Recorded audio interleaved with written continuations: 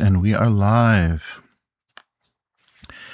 So, the night before Christmas here, we're going to do a little reading about the Elves.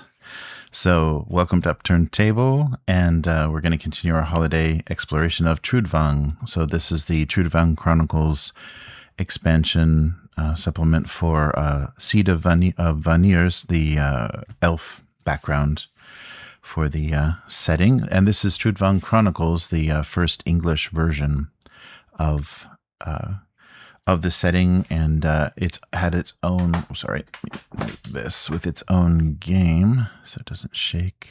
That'll get annoying really fast. The setting for Trudvang, let me get my headphones on so I can hear if you're actually hearing me. There we go. And this was the third after the initial, so the fourth full crowdfunding campaign that they did, and this included additional supplements. And it also, I think the map is in here, came with a poster map of Soj, the archipelago south of kind of the main continent of Trudvang. So we'll take a look at that in the book. And yes, so this is as far as they got. Riotminds, I think each campaign was, earning less each time, kind of diminishing returns. And they weren't getting as many players and as many people interested. It's a really great setting, but I think the system that they created for it wasn't popular or very usable for a lot of people. So as much as people love the Paul Bonner art, all the gorgeous illustrations for this setting, and the setting itself, their inspiration of Celtic and Nordic mythology to build this world for fantasy roleplay, it didn't catch on. So the rights eventually were bought by Command Games. They made Trudvang Legends, the big old board game, the kind of, Ameritrash mini plastic miniatures, colorful cards and tokens, and a big board with actually sleeved places to sleeve cards in locations and things. But Command has run into trouble, and Free League has licensed the setting, and they're going to be producing it for Dragonbane. So that's kind of why we're going over this. That's going to be happening in the new year. We're just kind of excited for that to happen. Just a sec.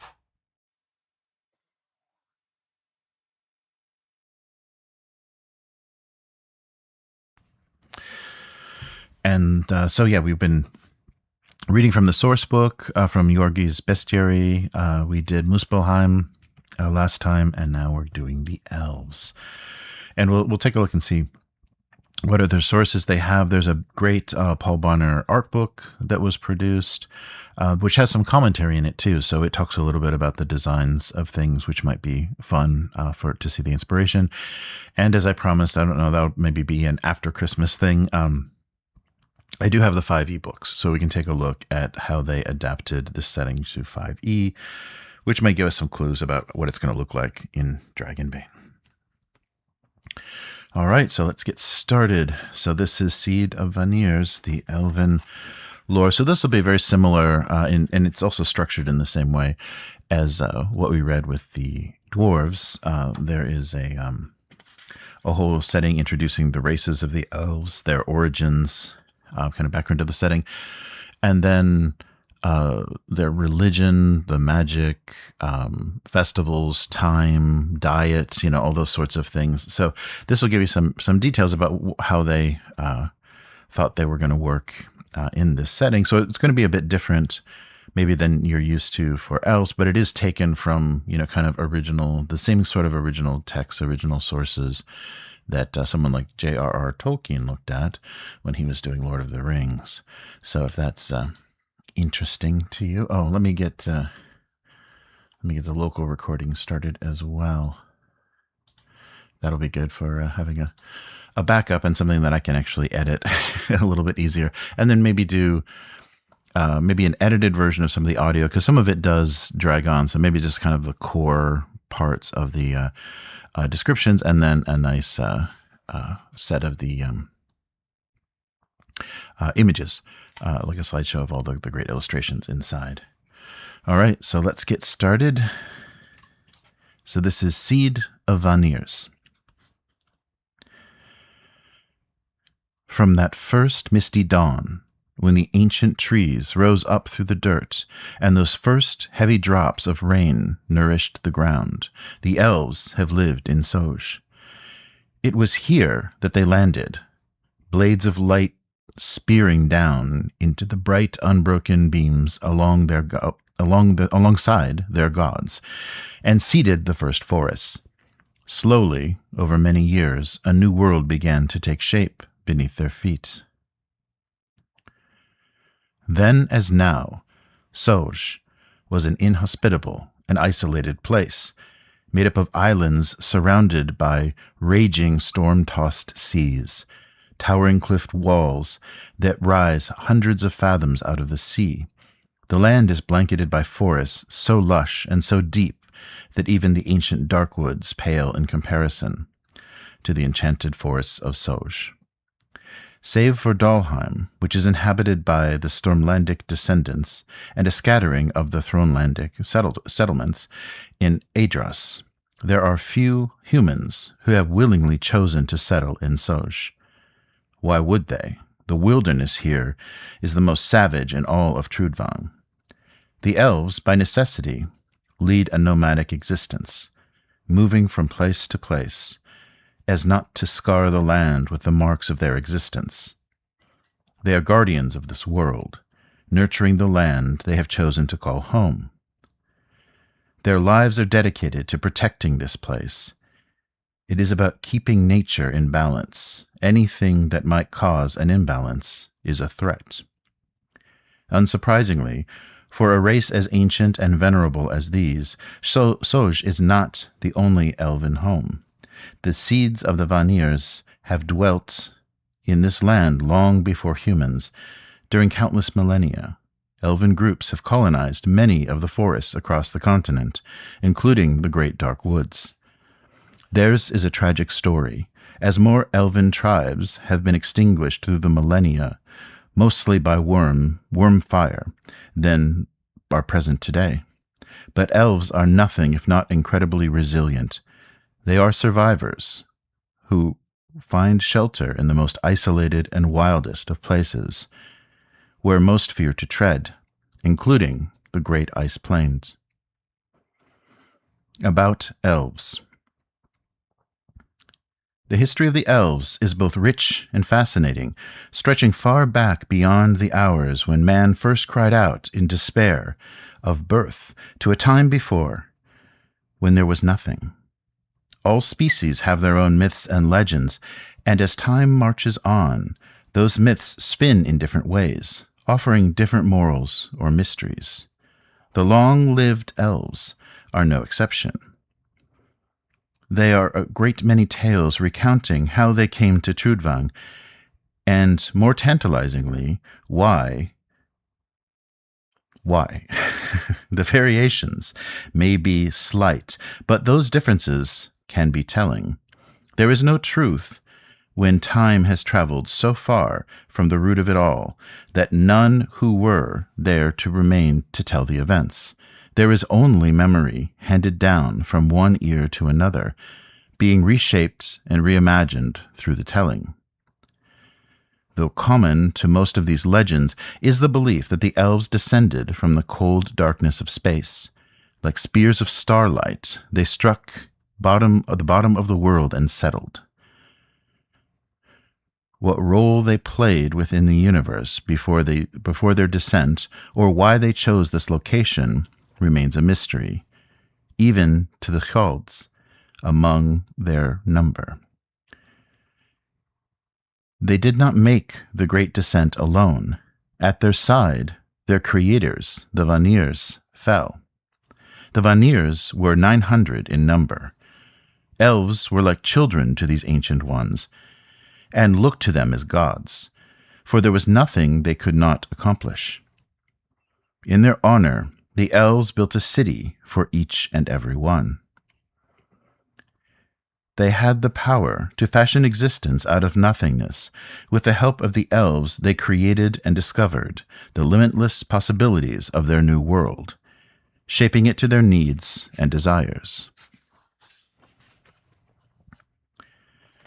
Then, in those first long days, the elves were immortal, like the Vanirs themselves, but they would change with the cruelty and suffering of the long storm, the war against the dragons. For the first time in their existence, the elves endured pain and were forced to witness their brothers and sisters die, while the Vanirs seemed unconcerned by the dragon's dark fires and wild magic. But of course they were not unconcerned, they were afraid. Though they did not know what fear was, they retreated to their cities, and in silence they watched.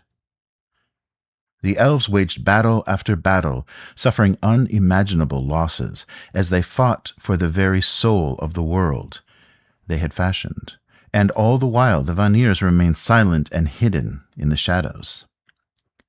When the long storm finally abated, the elves stood victorious, though they had paid the highest price for their victory. There was no joy in triumph, only more pain, as the Vanirs chose to leave Trudvang rather than remain. The elves had settled in this new world and had no opportunity to follow, and were abandoned by their gods. Whether it was the war itself or the loss of their gods, something changed, and death found its way into Soj. The elves no longer immortal, death was remorseless and patient. It thinned the lifelines out generation by generation, where before these fair folks had lived for thousands and thousands of years, they began to age and wither, dying on the vine. Only a score of elves retained any semblance of immortality, and those were amongst the kings and queens of old. Albeit long-lived, none of these mighty rulers truly had the gift, as even the great Welatheli finally died. The number of immortal elves dwindled through the millennia, as pain and violent death were experienced by elven kind. The birth of the immortal scion became a rare event even among royal bloodlines. In time, immortality became almost unimaginable. All but wiped out between the war with the dragons and the betrayal of their own gods, the elves fled to the wilderness, turning feral in ways that had not been seen before. They abandoned their cities to ruin, preferring the safety of the deep forests and the misty mountains rather than risk being seen and hunted again. During those dark days, the survivors separated into two distinct branches, the dark Corpocali and the bright Ilmalani. Humans took to calling them Dusk Elves and Mist Elves, or more commonly, Dark Elves and Star Elves. Though as the ages passed and the creatures became more and more elusive, many forgot that they were ever related, and more still doubted that they dwelled in Trudvang, and doubted they had ever. The Dark Elves raised their fists at the stars, vowing never to summon the gods, and cursing the ancestors who had chosen to settle in this broken land. They vowed never to bend the knee to another and harbor no loyalty to any outside their clans. Choosing to steer clear of petty squabbles of mankind, they remain aloof to this day, trusting no one. The Star Elves, however, never ceased searching for their lost gods. They believe that everything they have suffered is nothing more than a trial for them to pass, a travail that must be endured, and despite no longer being able to use the abilities they acquired from the Vanirs, they believe there will come a time when the children and their gods will be reunited, the trials finally over. There is a third elven lineage, mostly ignored by both humans and dwarves. These are the Frost Elves, who retreated to the icy north, far beyond the mountains. They have been mostly forgotten by Trudvang's inhabitants, but their culture remains an integral part of the elven history of this world. Only a few elves survive from the age when the Vanirs wandered Trudvang, and of those few that do, most have fallen into a peculiar trance-like state and cannot be reached or communicated with, save through dreams and visions. Even then, what passes for communion between the dreamer and the dream is fleeting and unreliable at best. It is as though their ancient minds are slowly returning to the stuff of the stars that made them, leaving the husk of their earthly remains behind to rot. Many tribes have taken homes in the seclusion of the forests of Trudvang, sheltering among the rise of humanity all around them, and the constant changes of the world they shaped from nothing. But many more reside even now on Soj. They cannot bring themselves to leave the place.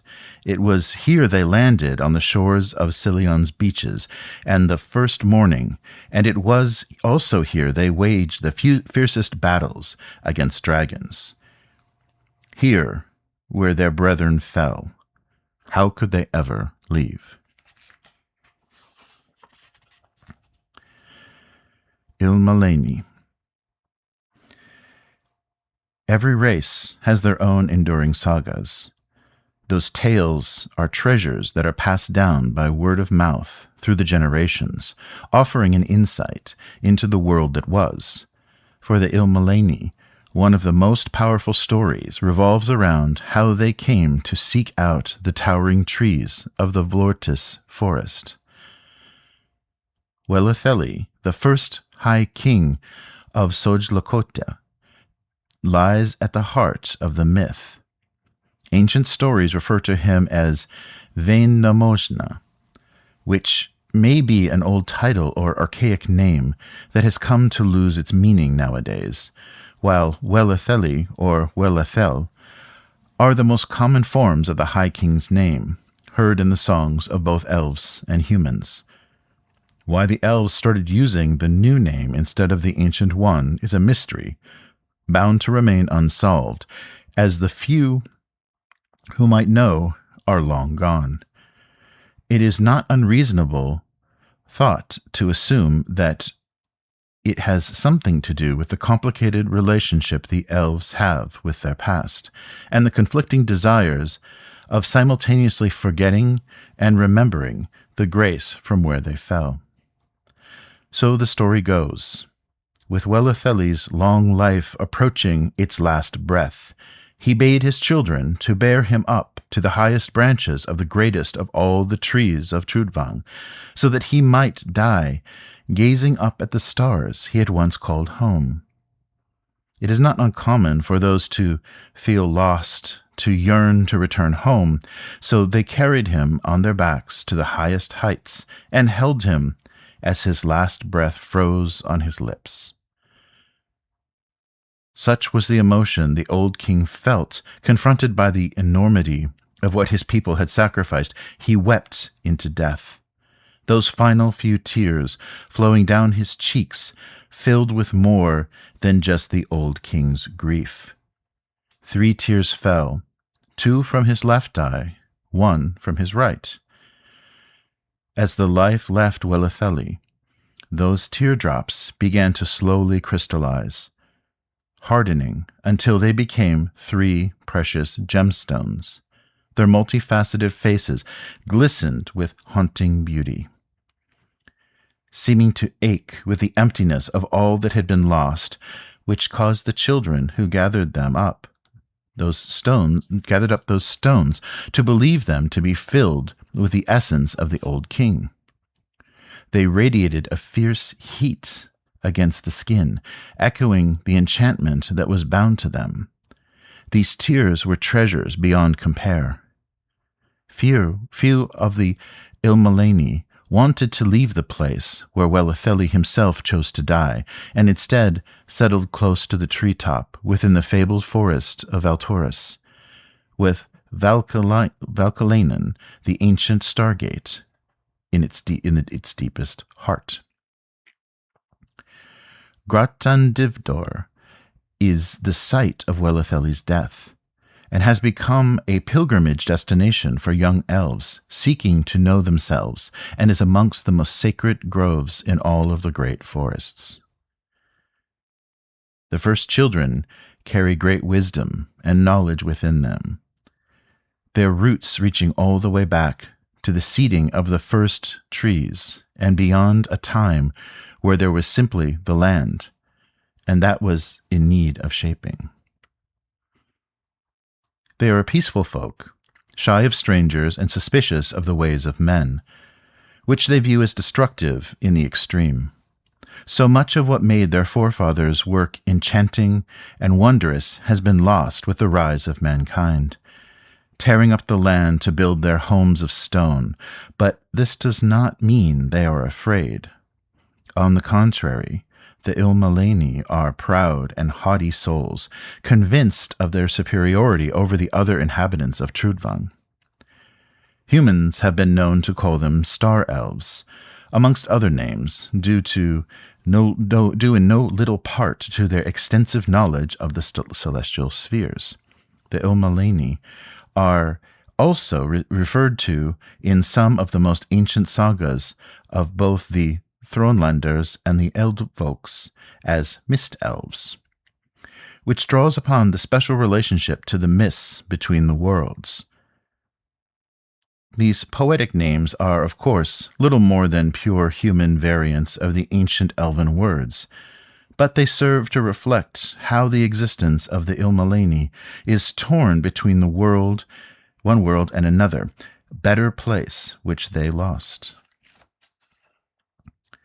Few enclaves of Ilmalani chose to settle in the deep forests of Trudvang. While most of the Star Elves live in Soj, most of the Ilmalani live nomadic lifestyles, just like their Korpakali and Talviaka brethren.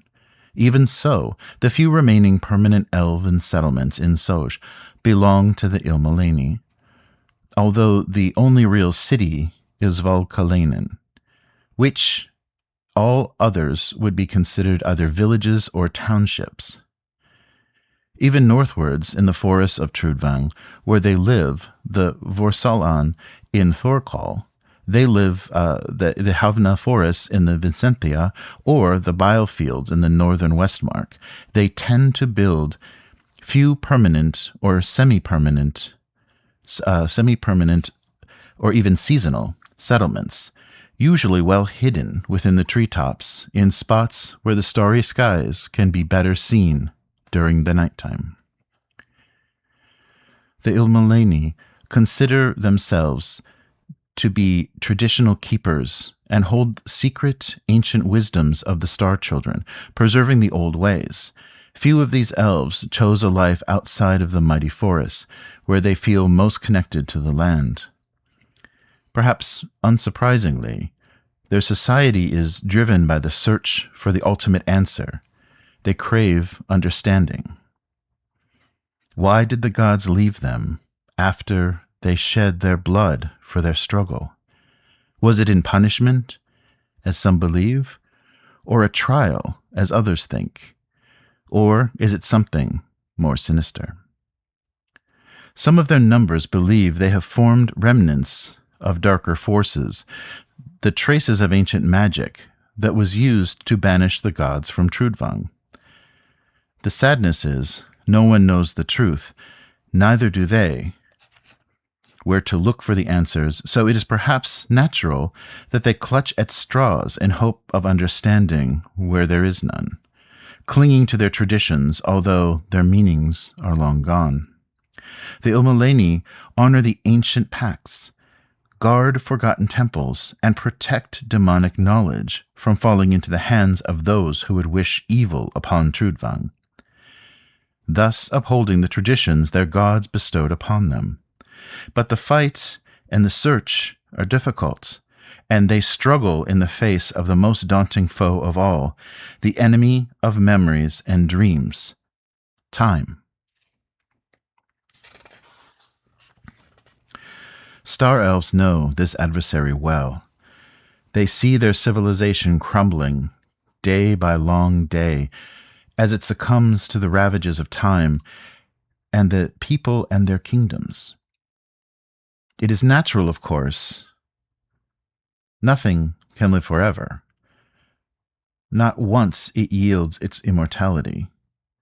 Death becomes the most natural enemy of all, but for a race that was once undying, this creeping entropy is nothing shy of a nightmare.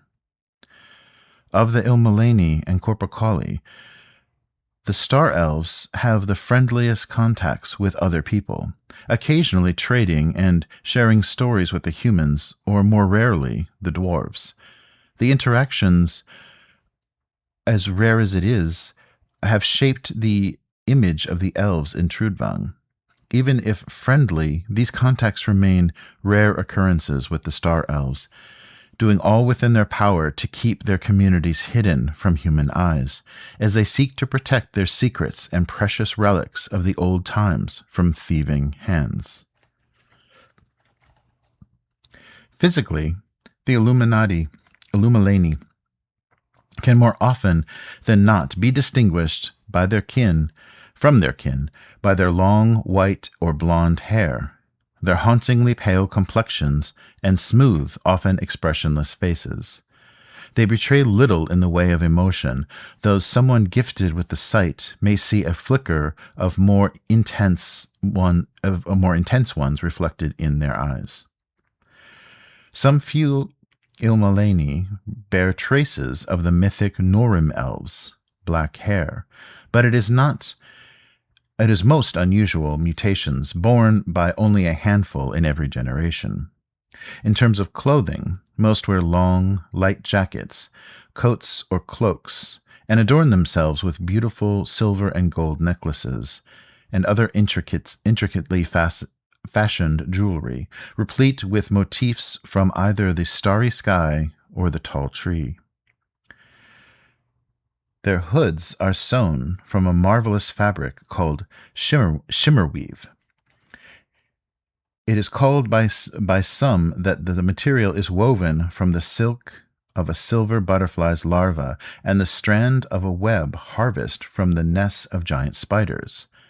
Only the elves themselves know the truth of these claims, but there is no denying that their garments do indeed shimmer eerily in the light of stars on a clear night. Corpacoli. After the long storm, the displaced Corpacoli tribes searched desperately for shelter, falling back to the safety of their impenetrable forces of Elika, in the wild region which nowadays is known as the Darkwoods, east of the Great Iron Tooth. They have remained within those ancient woodlands as their guardians to this day, though only a fraction of the original Corpacoli clans remain in Elika. And many of their settlements, including entire cities, have been reclaimed by the forest and are overgrown with moss and other choking vegetation.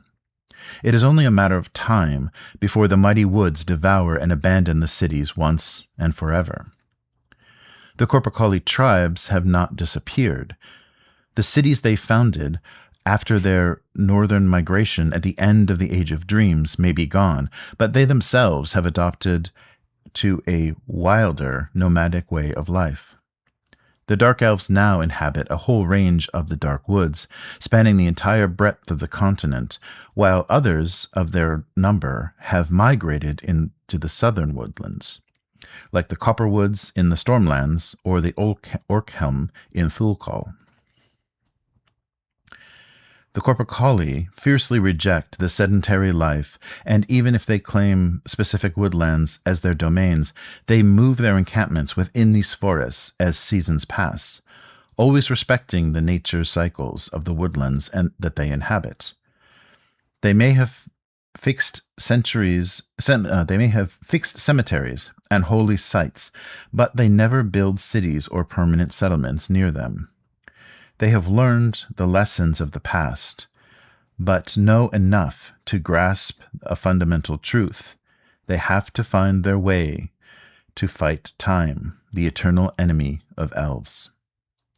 Even if always shorter than humans, Korpikali are taller and more robust than the Ilmalani kin, as their bodies are shaped by a life in the wilderness. Their physical appearance is different, too. Most of the clans have raven black hair, impenetrably dark, almost black eyes that look like smoldering pits set against the pale white skin. The fires deep inside these elven kin burn with a hatred for the dark forces and every threat the vile magic represents. Around their eyes they bear the deep-cut wrinkles of lives hard lived. The complexion is naturally pale, though they seem to lack the unnatural radiance of the star elves, having darker hues to their skin tones. They clothe themselves in the furs skinned from the beasts they hunt, protect themselves with the ornate leather armors, and often wear copper jewelry and talismans fashioned from the bones of powerful enemies they have slain. When they hunt, their skin is smeared in a complex swirl pattern meant to conjure the image of battle from the black and gray ash used to daub them. This black aspect is reflected in how they chose to live their lives, too. The Korpikali fled the ancient high-born settlements of their kin, preferring life in the shadows. To survive, learned the secrets of the wildlands and the mysteries of the deep forests. Always moving, they soon came to appreciate an unexpected benefit of their secluded lifestyle. The shelter of the woodlands offered a hiding place from their enemies. These dark elves, or dusk elves as they have been known to some, are the deep forest wild guardians and can often be found in the dark woods, where they are embroiled in a never-ending battle with trolls, giants, and dragons' fury for the heart of Trudvang. While the clans did not actively turn their backs on the tradition of their kin, they no longer care about when or even whether the gods would return. Instead of looking to the skies with yearning, they have learned to live in the present. Unlike the Star Elves, the Korpikali have embraced nature's relentless efforts to replace the gods that left them. They derive their power from the tightly woven bond with the forest and her creatures. They are a humble race, though flint-hard and prone to ruthless aggression, making them markedly different from the Illumalani. There is a notion that only good can banish evil, but that is a simplistic view of the world that the Korpikali no longer hold. Many moons ago, they came to realize that expediency is more powerful than some more nebulous concept like good, and even as they knew the perpetrators of evil had no place in the world, there was nothing wrong with darker deeds being done to achieve their banishment. To that end, they unleashed the bestial hand, believing in the only way to defeat the dark forces, even though it means bringing their servants to life, one by one. And as an enemy, the dark elves are amongst the most feared. In the deepest shadows of the dark woods, even the giants creep with light steps, for hearing the bellow of the Korpikali battle horns echoing through the trees. Talviaka. The Talviaka, or frost elves, are both rare and reclusive folk. They seldom venture south of the Yarngard Mountains, preferring the solitude of the ice plains.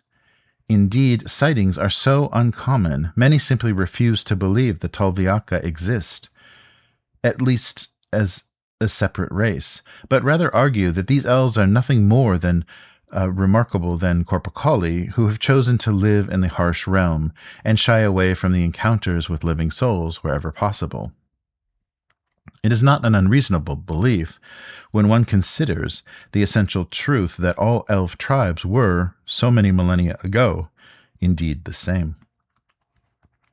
Even after the great betrayal and the schism that sundered the tribes, their differences were more philosophical than any sort of physiognomic or physical ones. That might have been once true, but time and the world have had their way on the elves now. The Talviaka are creatures of the harsh environment with blackened bluish skin from the blistering cold and permanent frost burns that has turned their hair a rime silver. There are whispers of others who have gone underground and forsaken forever the sun and the sky. Any talk of those naturally leads to the curious fact that their skin tone has lost any pigment, leaving them freakish after so many generations beneath the ice. Unsurprisingly, the Talviaka have developed a powerful resistance to the cold, which is far greater than anything their southern wildwood-born dwelling kin possess. Like other elves, the Talviaka live close to nature and exist in harmony with their surroundings. It is only that these surroundings bear little resemblance to the wild woods of Soj or the dark woods of the Korpokoli. But, like the Korpokoli, the Talviaka are nomadic by nature, though to a much greater extent than their cousins, and depend on their hunting skills to survive. The extreme climes necessitate that they follow the migratory animals across the ice plains if they are to eat. It is not unreasonable to believe that alongside the dreaded Hermtesir, the Talviaka are likely the only intelligent beings to have explored the great white expanses of the ice plains and beyond. They are certainly every bit as deadly as those scavengers. Talviaka elves hold the snow itself as sacred, and as such have more than 1,000 words for it. The sacred nature of the snow comes from a fact that it falls from the sky, and must therefore be a part of the stars, visible in the firmament of the night, meaning that it has to be a part of the gods themselves. Indeed, one of the fundamental reasons for heading so far north was the clarity of the night sky, and the seeming nearness of the stars when viewed from the ice plains. So while the Korpokoli chose to turn their backs on the gods, who had turned their backs on them, and the Ulumaleni opted to wait where they had been left, like the loyal pet awaiting the return of its master, the Talviaka took matters into their own hands, traveling towards the peculiar burning skies of the northern lights, believing that the gods helped those who helped themselves. Many say the Talviaka are as cold as the climes where they make their home, and where their kin might seek to sow new seeds and see the world flourish. They are more interested in the return of what was.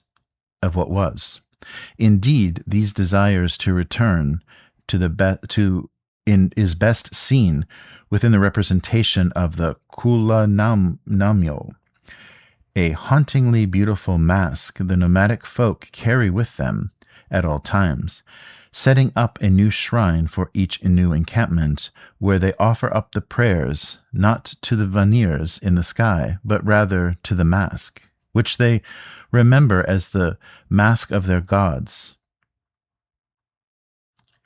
cast and given as gifts so that they might never forget the face of their fathers. The Kulanamyo is adorned with haunting motifs and ancient symbols that defy interpretation. The metal of the mask is cast from perhaps the most interesting thing about it, and it is not of this world. Indeed, the Talviaka believe it is fashioned from the ore of a dead star, because under the strange luminescence of the northern lights, the face of the Kulniamo glows with its own echoes of the weird celestial light. One fundamental difference between the Talviaka and the Ulumaleni is that the Frost Elves cannot abide the music of the world and shy away from instruments that seek to replicate the great sound or to add to it. In music, they believe they hear the voices of the Vanirs who left them. The notes indecipherable messages meant to lead them to the stars, so where the Ulumaleni hear joy, they hear only mocking pain, as they are deaf to the means to the meanings hidden within these enchanting songs. It can make them appear both austere and unforgiving, as there is little in the way of joy around the lives they chose to live out on the ice. It is not uncommon for a few folk who know them to mockingly call the Talviaka sniles, after the Stormlandic word for snow, though some resort to rhymes given the nature of their names. Of course, one question that must be asked in all of this is, why now? Why are they emerging after all of these years of solitude? The fact that there is any talk of frost elves is testimony to the fact that they have relinquished some of the legendary isolation and begun to venture south, surely. Actually, the truth is they have been walking the forest south of the Youngguard for centuries, ever since the giant thaw threatened to flood the ice plains and drown their homes. But it is only now that the others are beginning to mark their presence, seeing signs of their passage, where before there had been none. Stumbling across the relics of lost and abandoned in attempts at their secrecy, and not least because most of them have made the journey more have made the journey than ever before, in the wake of the White Smile's return. When the peculiar white fire first burned in the winter skies above the great ice plain, a great white smile stretched from horizon to horizon. It presaged two of the most traumatic events in the Talviaka history: the abandonment of the first home and the end of the thaw.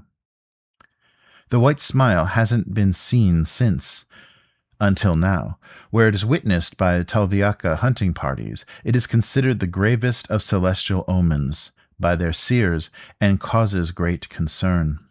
The white smile lingered in the night sky for 5 days. Talviaka tribes met under the smile on the 5th day to decide a course of action, with nobles, hunters, seers, and more at odds as what to do. A few of their numbers were so frightened by it that they advocated an exodus, urging their fellow elves to abandon the ice once and for all, as they had abandoned the first home all those years ago. Emissaries were sent to Soj and the Dark Woods, though the messengers never returned, so it is unknown if the news of the White Smile's return ever made it to the other lineages. They fear we are entering the new age, the age of sorrow. Other elven lineages. Beyond the 3 established lineages, there are other groups of elves mentioned in ancient songs, though their existence today is far from assured. Given how elven history has stretched so thin throughout the millennia, it is not possible that other bloodlines have sprung from the same elven root, only falter and fail, dying out long ago. The most famous of these other lines are the Norim elves, descendants of the Norm Ilmelain, or the First. Those elves were the closest to the Vanirs. They were both powerful and wise, and abandoned the Vanirs even before the Savenpaha, when the gods left Trudvang. The reasons behind the early secession remain unknown, but one common thread runs through all of the surviving sagas that mention these elves. Their hearts were filled with wanderlust and an immense curiosity that saw them explore Trudvang as they sought to sate their lust for knowledge. Since immortal blood ran stronger in their veins, Norim elves retained a millennia-long lifespan, which was denied to other bloodlines, as well as many of their godly powers, including an unparalleled talent for weaving Vintner. It is believed the Norim elves were marked with raven dark hair, more rarely deep red hair, coupled with deep brown magnetic eyes. However, despite the similarities, they were quite unlike the dark Carpacoli, whose hard bodies were shaped by the trials of their wild existence. Their pale skin possesses the same unnatural radiance of the Ilmalani. The Norim elves were considerably taller than any other elven kin found in Trudvang today, and if the sagas are to be believed, possessed a harmony missing from their descendants that imbued the creatures with an almost magical aura. The Norim possessed both grace and a natural charisma far beyond the social awkwardness of today's elven kin. It is believed the Norim migrated towards the most northern parts of Trudvang, where they found the mythical city of Polianta. Here they flourished, isolated from the rest of the world for eons, but as with all things, the peace and prosperity cannot hold. It is natural of all life to crumble. Their civilization was doomed by the coming of an evil, known now as the Snow Queen, which was born into the royal bloodline. Their demise was not swift, nor was it clean, but in time their entire kingdom was destroyed, and the vast majority of the Norim elves were murdered by the wild Bastjors, and those who survived were turned into a perverted race of monstrous slaves, which in the darkest of all sagas is nothing less than a fate worse than death. Today it is impossible to know for sure what happened to the Norim elves, as it has been several centuries since either elf or human encountered one of the kin. It is commonly believed that once noble bloodlines have been finally extinguished, leaving them a relic of antiquity. There are a handful of rare elven communities, especially among both Corpacoli and Illumaleni, which claim to have offered safe haven to the Norim exiles when Paleolanta fell. But that was almost 3 millennia ago, and itself ancient history, even to those long-lived ones. It is the curse of mortality. Generations are now quick to pass, doomed as the elves are by time and death, as all other things in Trudvang. The Norim blood, if it ever existed outside of the songs, would have become more and more diluted as the ancestral chain stretched out link by link.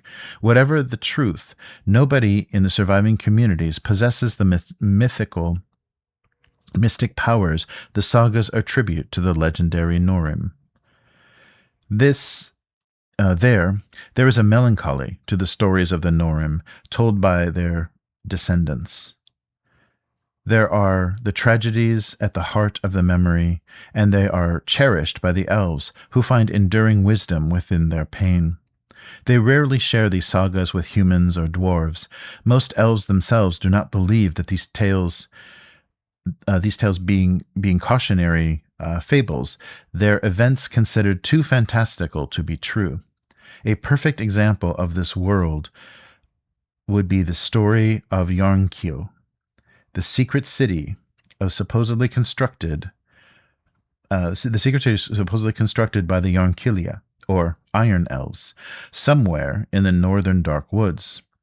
Yarnkiel was said to have an immense iron tower at its heart that stretched as high as the sky and as far as the eye can see, and then still higher. The iron tower is so unlike anything found within elven communities that it has to be a myth, doesn't it? Half-elves. There was a time when the mixed offspring of humans and elves was more common than it is today. Indeed, there was a time, and it was considered to be of high lineage. The long lives ancient Thronelanders and Majordian kings, for example, derive from ancestral interbreeding with humans, having married immortal elven brides. In modern times, half-elves still exist, though their status depends very much on context. Where did they grow up? What was their parentage? Their racial background is no guarantee of respect or even trust. Dark-haired Barbaroules and pale Daifors stand out among the humans, not only because they tend to be shorter and slimmer, but because of their unnatural charisma and uncommon beauty, which is exacerbated by the clearly elven traits within their faces. The elves themselves feel these half-breeds are encumbered by their human heritage, not just in terms of physique, but far more importantly, to these guardians of the land in terms of their connection with nature. Whilst it is possible for the half-elf to become an Ilhana, they must work doubly hard to do so, and even then, it is a trial to achieve that status, marking the half-breed Ihana as truly special. Today, most contact between Corpacoli and humans tends to be hostile. Because of this, the bark brûlé, is more often than not born out of violence, rather than of love.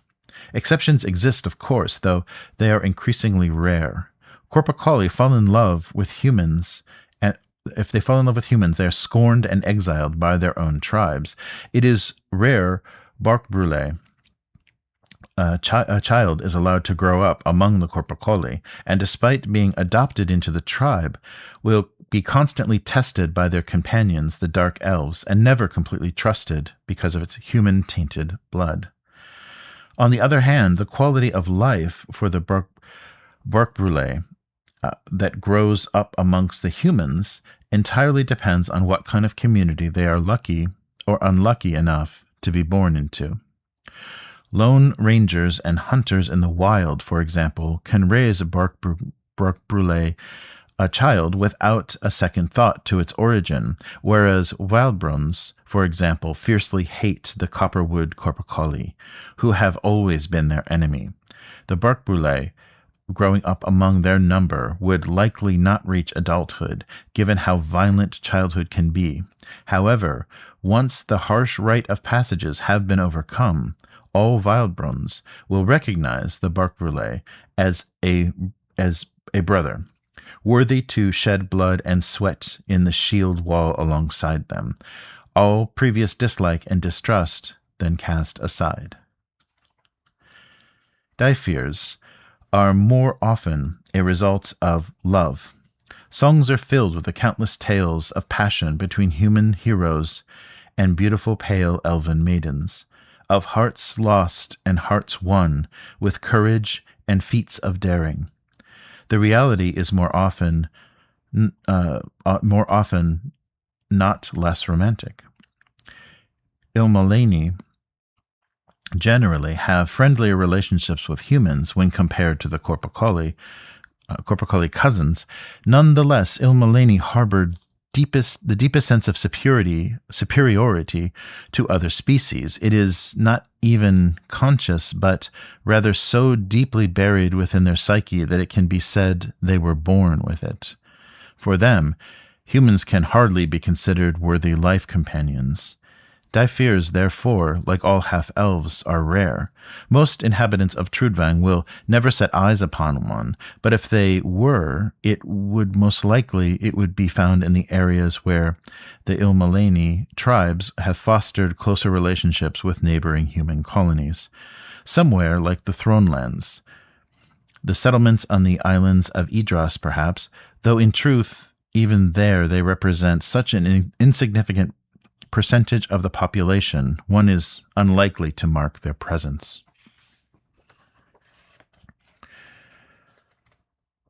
These names, Daifirs, bark brûlé, are ancient in origin, their roots buried far in the prejudices of the past. Linguistically, that is interesting. It is that they recur almost in identical fashion in Ika, Vrok, and Vrona, suggesting that they are remnants of an age when humans had closer relationships with the Seeds of the Vanirs.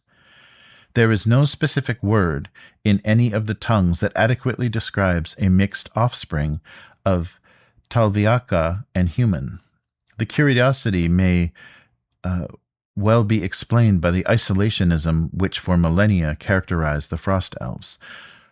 Largely thought to have perished, like the Norim, Iron Elves, and others, there have been almost no recorded contact between them and most peoples of Trudvang, but almost does not mean none.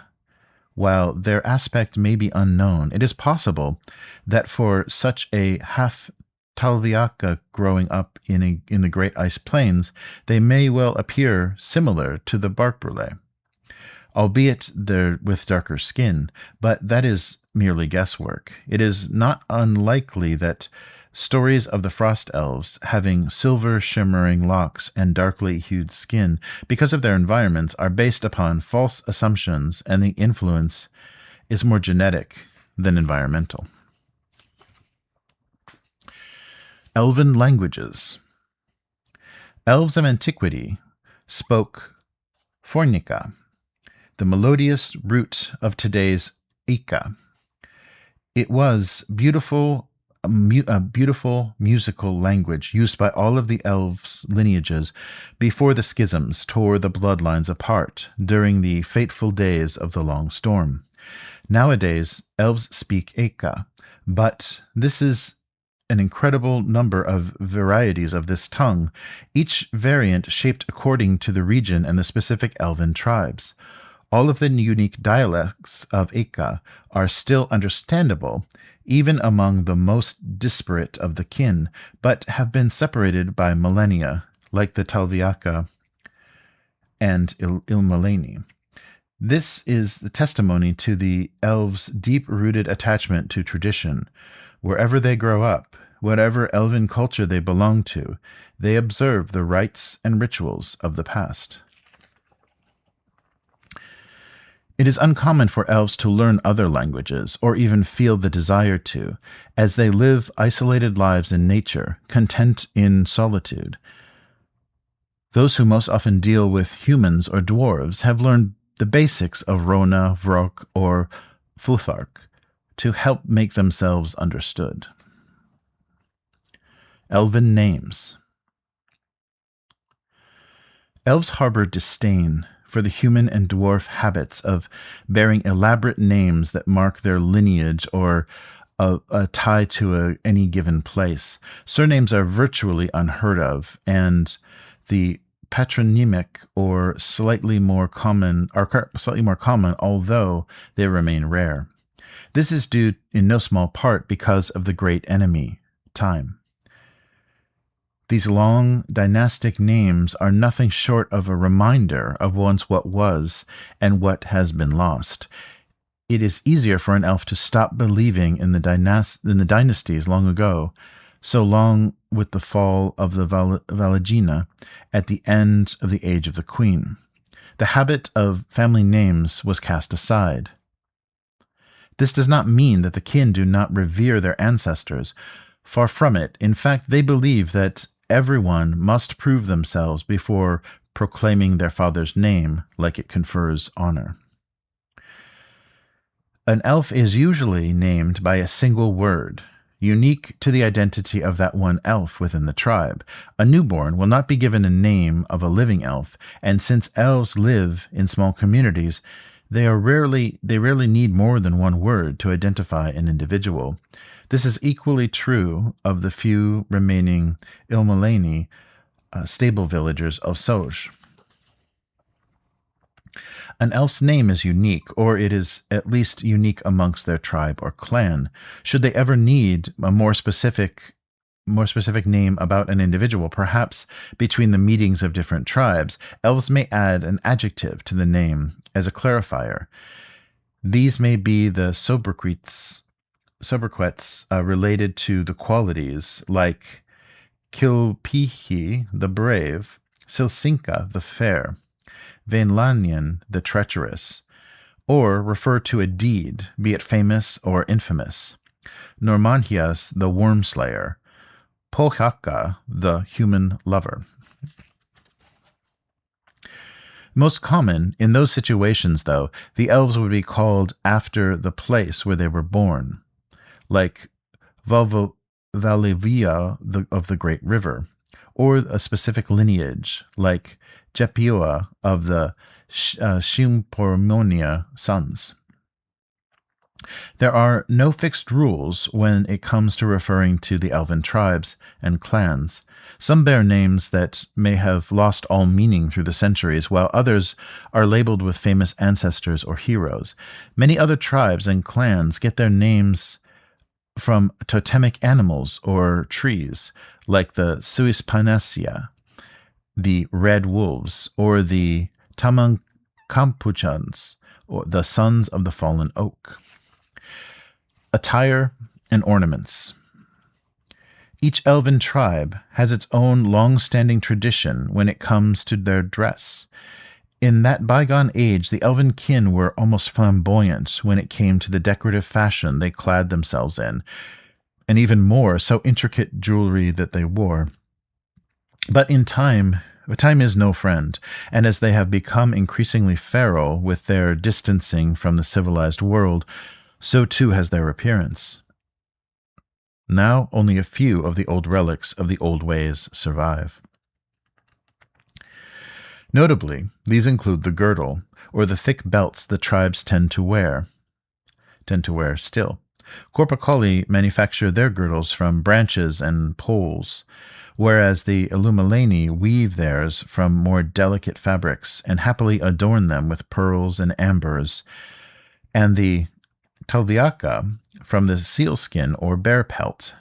Indeed, because of the extreme cold of the north and the lack of vegetation to harvest, the frost elves clothe themselves in thick furs. Again, bear or seal, or any other animal unfortunate enough to cross their path. And they make a greasy render of the fat of the animals to waterproof them, and so to insulate their skin against the bitter cold. The Star Elves have an affinity for pearls, believing these symbolize the stars themselves, which is no less than the absent Vanirs hanging in the sky, waiting for the elves to rejoin them. There is a uniquely elven fabric known as shimmerweave, a special textile created by all three elven lineages, though it is more common among the Illumalani of Soj, where the materials are readily at hand, unlike the dark woods or the great ice plain. This is an incredibly light, almost translucent fabric woven from selected silks and spider nets.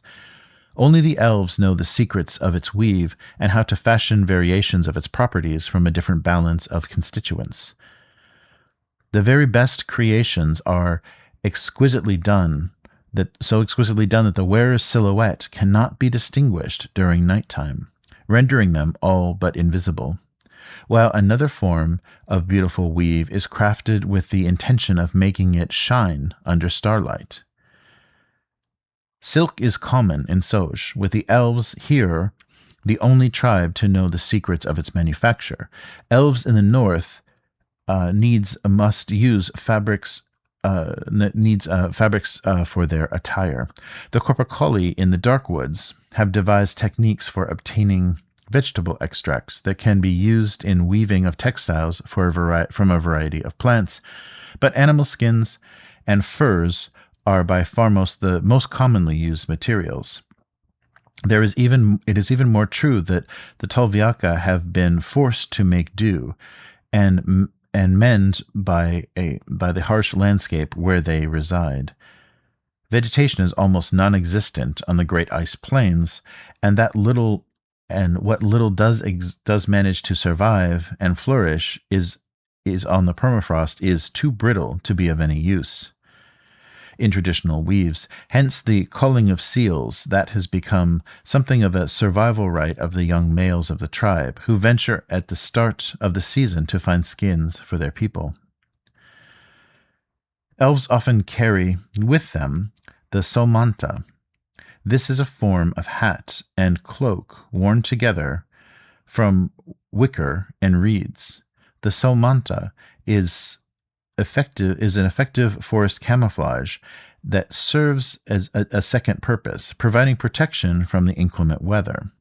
Some indeed are so large and well constructed that the only thing needed to make it work as a shelter is a crude stick to function as a tent pole. Among them, allowing them to range far and wide throughout the expanse of the great wild woods. A great many elves carry with them a small parcel of seeds, carefully wrapped in moist cloth, which serves to preserve them. The seeds embody what the elves themselves see as the very reason for their being, ensuring that nature endures. As guardians of the wild woods, they often seek out various rare seeds, which they carry with them to plant in territories where the flora is suffering, helping to ensure that the forests thrive and nature remains in balance. Another item commonly carried by elf kin is the mieka. This is a weapon that serves as both a sword for close combat and a javelin for ranged attacks. The mieka are forged in a variety of sizes based on the preference of the wielder. Sometimes the weapon is large and unwieldy for a human hand, whereas other times it is a smaller, quicker weapon. They come in a range of materials too. Some mieka are carved entirely of ancient ironwoods of the trees the elves call home, or better wood from the perilous Alfark, while others have handles fashioned from mother of pearl and a blade that is made from folded sheets of iron that were worked into an almost ripple-like surface capable of slicing through flesh and bone in equal ease. Those that do not know them believe that the elves are ignorant when it comes to how properly to forge metal blades, given the amount of wood, horn, and bone they utilize in their tools and weapons. This is untrue. The elves practice iron smithing, albeit only in small quantities, and for small objects like knives and spearheads, for which the usage of metal improves the quality of the item. Their furnaces are rarely more than temporary structures, mostly dug out of the soil, which are abandoned after they serve their purpose, as their nomadic lifestyle requires. There was a time during the Age of Dreams when the elf smiths were renowned and great. Marvelous metal objects were crafted for the cities inhabited by the Vanirs. Most of the prestigious metalworking tradition is lost, along with the Iron Elves who practiced it, as the gods left the elves and their culture was forced to change, lest they would not survive. The mieka is the most traditional elven weapon, but elves are also known to weave other instruments of death, especially those which can be useful when hunting, spears and knives, as well as bows and arrows. These objects are often intricately decorated with beautiful carvings, and their laces knotted in elaborate patterns. Those objects are created as much as possible with the best hardwood, horn, and bone available to the elves, with metal reserved only to blades. All manner of elves prefer a peculiar type of short sword or long knife known as the veitsi, and its otherwise straight blade that is curved at the point. The veitsi is often double-edged, although some clans prefer to sharpen only the concave side. Elves use the veitsi as a weapon for close combat, as well as a tool to forge pathways through the choking vegetation of the ancient forests. In this sense, the veitsi is unlike the human billhook, albeit crafted with considerably more refinement. Elves seldom wear armor, preferring to travel as light as possible, and not wanting to be encumbered when fighting. There are legends about the great armors worn in the Age of Dreams, which were worn by elf heroes when locked in immortal combat with the dreaded worms, that was said to have been crafted from the skins of the dragons themselves. Nowadays, elves disdain the heavy protection worn by both dwarf and humankind, but when need arises, they will don exceptionally light armor crafted from furs, silk, and textiles, or in rare circumstances, hides and leather. These lightweight battle armors are invariably ornate and beautiful, decorated with knots and beads and carvings.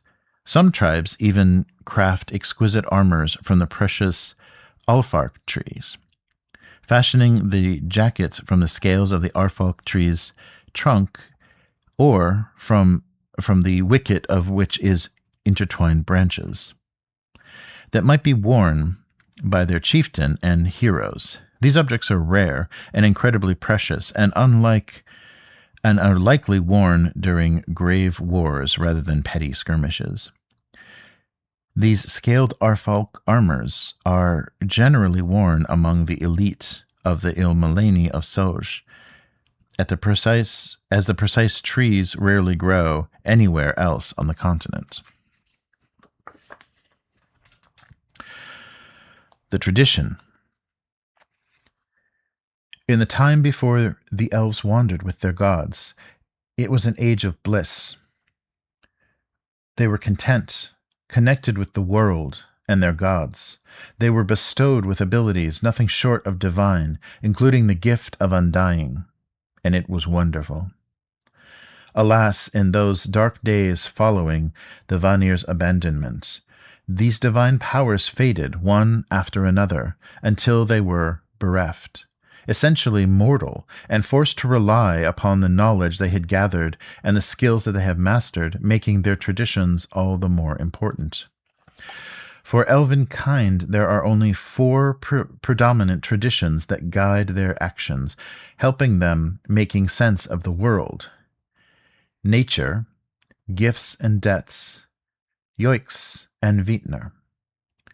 All kinds of elves from each of the 3 great elven lineages honor and respect these traditions, while other traditions exist, including, but not limited to, the arts of the Sadvayoka, the Totem Trud, and wild tracing. The elves consider these to be of lesser importance than the main 4. Nature, the balance. Not all the gifts the Vanirs bestowed were magical. The greatest of all was something far more down to earth. They taught the elves the nature of balance that must prevail in all living things and all living and dying, including the land itself. Theoretical knowledge is all well and good, but there is no match for practical application, so the elves were encouraged to create aspects of this new world, seeing the true importance of harmony and equilibrium. It is essential that we learn to live with, not from, nature, and this is a core value that pervades the whole elven society today. Perhaps the single fundamental difference in the mindset of the elves versus the ways of humans and dwarves, how they see the world, is that they view nature as a separate entity that requires care to flourish, whereas humans and dwarves tend to view it as a resource that can be tapped and exploited. Once, elves possessed the ability to converse with the trees, to sing the harmonies of the flowers, and see the wonders of the world through the eyes of the birds, as though elves and nature were one and the same. That loss, when the gods disappeared, was one of the hardest of all of them to bear. They lost so many of their gifts in those dark days, but even robbed of the ability to commune with their world, their belief that nature was to be nourished rather than mined persisted. They would do anything for this gift of communion to be returned to them. Of all nature's beings, flora and fauna, only contact with the Yggdrasil remains unbroken, though it is considerably weaker than it was back in the earlier age. Nevertheless, it is a link that nurtures both understanding and wisdom, and has caused the elves to see the Yggdrasil as a species that needs protection from the evils of other breeds. And they do so with a zeal and willingness to sacrifice that borders on fanatical. The elves will often guard with special skills amongst the most deadly of the race to remain with the Yggdrasil and serve as bodyguards, protecting them with the base instinct and from the assaults of humans.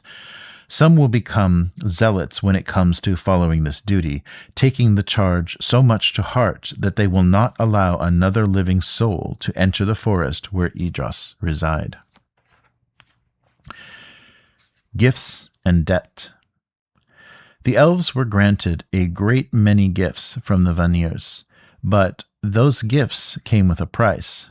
They received an imperative that could never be denied. The Vanirs understood that there were certain gifts they would never be able to reclaim, given their children were often more than a match for them physically. That imperative was an order for elvenkind to share their knowledge and wisdom with the beings that were ready to receive it. The Vanirs often spoke in a term of a gift being a debt. Receiving something is akin to taking on a debt that can only be repaid by passing the gift on. Initially, the elves were more than willing to share the gifts. The sagas hold that it was the elves who taught mankind to weave the Vintner, shared with the giants and the knowledge of the forge fires, and schooled the trolls in the ways of hunting and gathering foods, whilst the birds looked to them for the gift of flight, the fish to spawn. Over time, however, the elves became increasingly disturbed by the ways that many of their gifts were abused and even turned against them. Humans began to dip into the dark Vintner, drawing it into the weaves, and tapped into death rather than life, while trolls hunted elves, and giants forged weapons they used to slaughter those same elves who taught them to master the forge flame. As the ages progressed, turning, the gifts were then prepared to grant became fewer and fewer, leaving elvenkind with a debt so vast they could never hope to repay it. The elves still hoard this vast wealth of knowledge. Entrusted to their care is wisdom that runs through most disciplines, though sadly it is surely fading. More and more of it is lost with the elves' new mortality. The debt weighs heavily upon their shoulders, though they do not speak openly of it.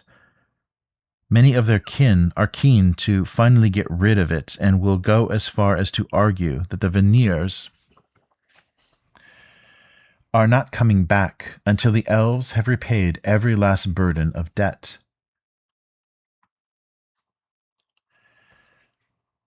Meaning that each of the kinds beholden to share their knowledge so that they may and will return to a state of grace.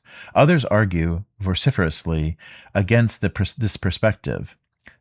These are dangerous times. None of the beings that share Trudvang with them today have proven that they have the strength of character to cope with the knowledge they curate. To do so would not help them, but rather would place a curse upon their shoulders. The yoke, however, sits heavily on their minds, and they are constantly looking for signs to be able to share these gifts they nurture.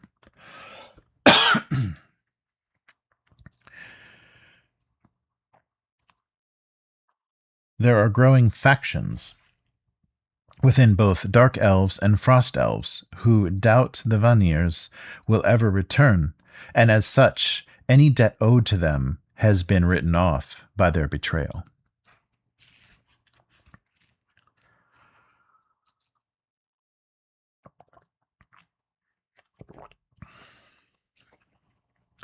Vintner. Perhaps the greatest of the traditions came in the form of the gift of the Vintner, which, once taught, can never be taken away. Elvenkind learned to master Trudvang's energies, understanding the nature of the weave, and how the stuff of life might be shaped to the will of the weaver. This mastery came slowly, but during those days of study they had nothing but time, and therefore came to tap into the Vintner with both greater frequency and a greater draw upon the mystical energy, mastering it whereas others may have barely scratched the surface of possibility as far as the Vintner was concerned. Their conjurers learned the secrets of the light and the dark. surrendering themselves to the essence of the world until they were capable of weaving in a manner that no others have achieved either before or since. This deep well of knowledge and tradition is nurtured among the tribes today and survives in the wisdom of the elders to be handed down generation to generation. Elven Vintner weavers are known as Samipokas, or weavers, and they often prefer weaving spells using the Galding technique, singing, and sometimes even playing instruments. There is a group among them known as the Royuma, or they who caw. Such weavers tend to attract animals to their side and treat them as their brothers. All Romas are aligned with the Huatja, the white magic.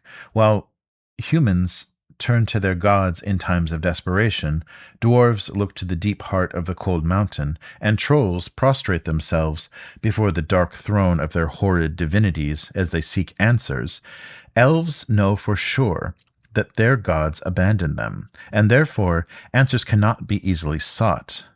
Of course, the Toiloka tradition has a role for the elves, especially for the Illuminleni.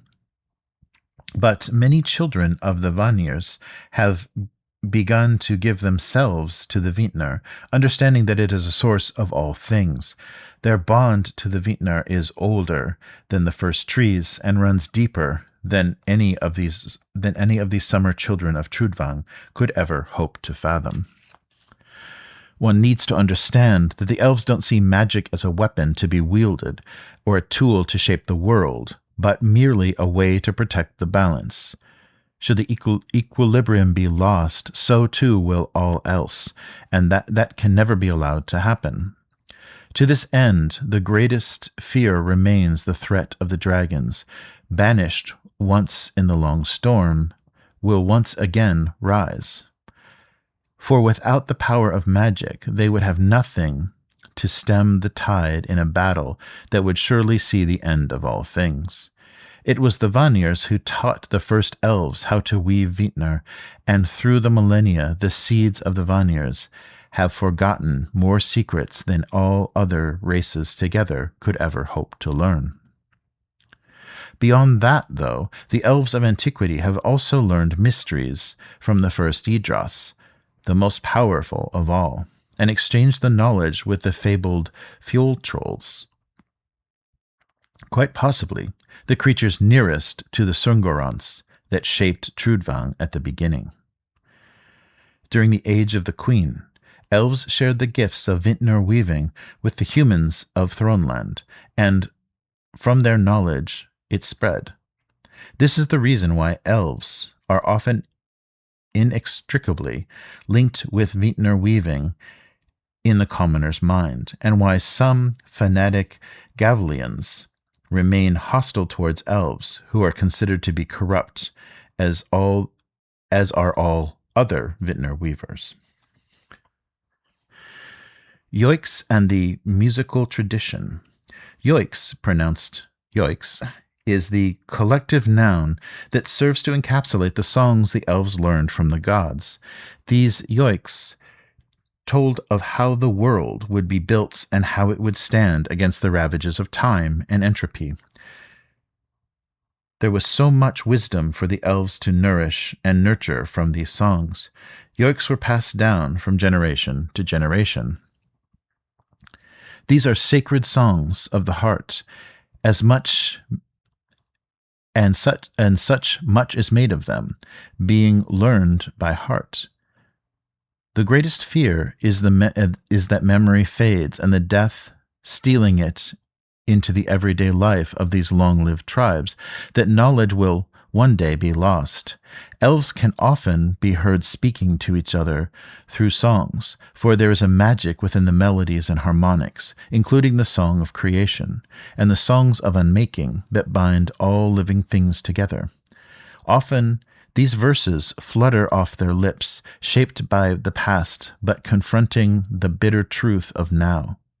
The elves are pooling the knowledge that it is enshrined within these songs, and they draw upon them to decide what actions to take, weighing up what is right or might be considered wrong in any given situation. Yoiks themselves have an enchanting quality that many who listen will fall into a comfortable sleep, lulled by the ancient magics woven into these melodies. They tell of times that were, are, and are yet to come. They seek the smallest things and the things large beyond simple measure and understanding.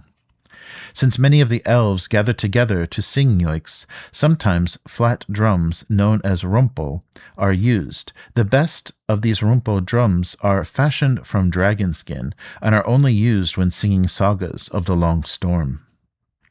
Normal rumpo are made from leaves or feathers. Elves are skilled with all manner of string instruments and flutes. They are crafted with natural materials like horn, bone, wood, and even the hairs of elves themselves, while they are used for strings.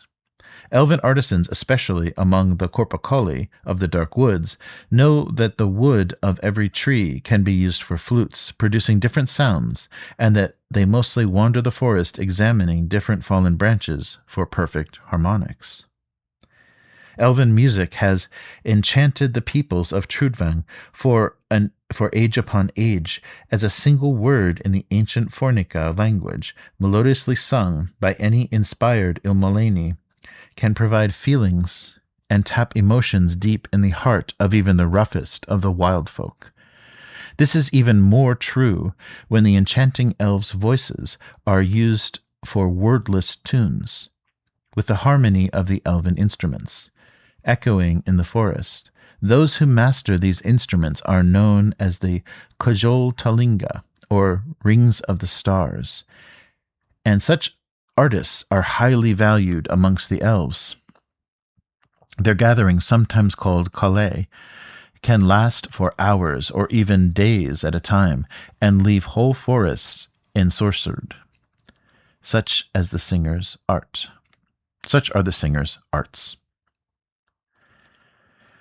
Satalochka.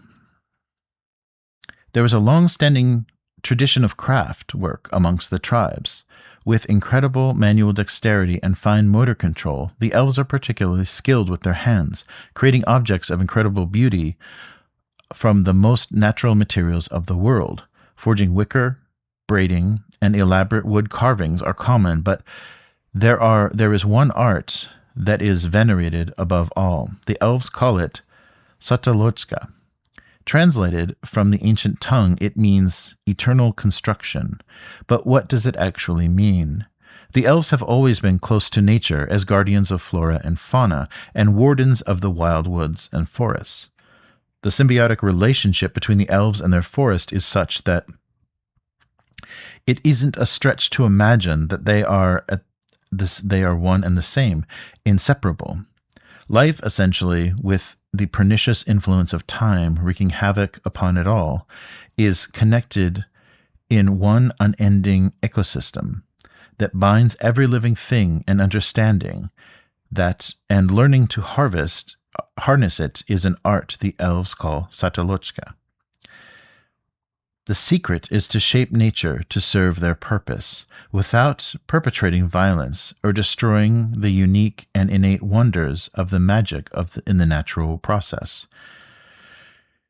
Trees are entwined to create nesting areas, shrubs are braided to facilitate the collection of rainfall, mosses and flowers are nurtured to create a place of rest. This organic construction may look wild or unkempt, but it is anything but. The elves work from an exacting plan, thinking how nature should exist in full symbiosis with the creatures that rely upon it for their lives. There is an incredible beauty of Satalochka. Indeed, there are countless examples of these magnificent formations, but one stands above all others in both scope and imagination. Beyond its weaving, the Anupa Tower of the Western Dark Woods. Since time immemorial, elves have developed a complicated relationship with Satlochka and the kind of craftsmanship that comes from joining so utterly with nature itself to shape rather than to create. Although the tradition lives on, few have truly mastered the art, and those who have are considered gifted beyond compare. Now there is always a lingering fear that someone will take advantage of what they create and suck the soul out of any place where true Satlochka is found. The tradition of Satlochka lives on with the Korpakali within the deep forests of the north. It is far less common within the wild woods of Soj, where the Lumaleni dwell, and unheard of on the ice plains where the Talviaka reside. Totemtrad and Volokya. Items crafted with the refined art of Satlochka are usually intended to satisfy a specific need of their creators. One such need is a craving for a sense of belonging.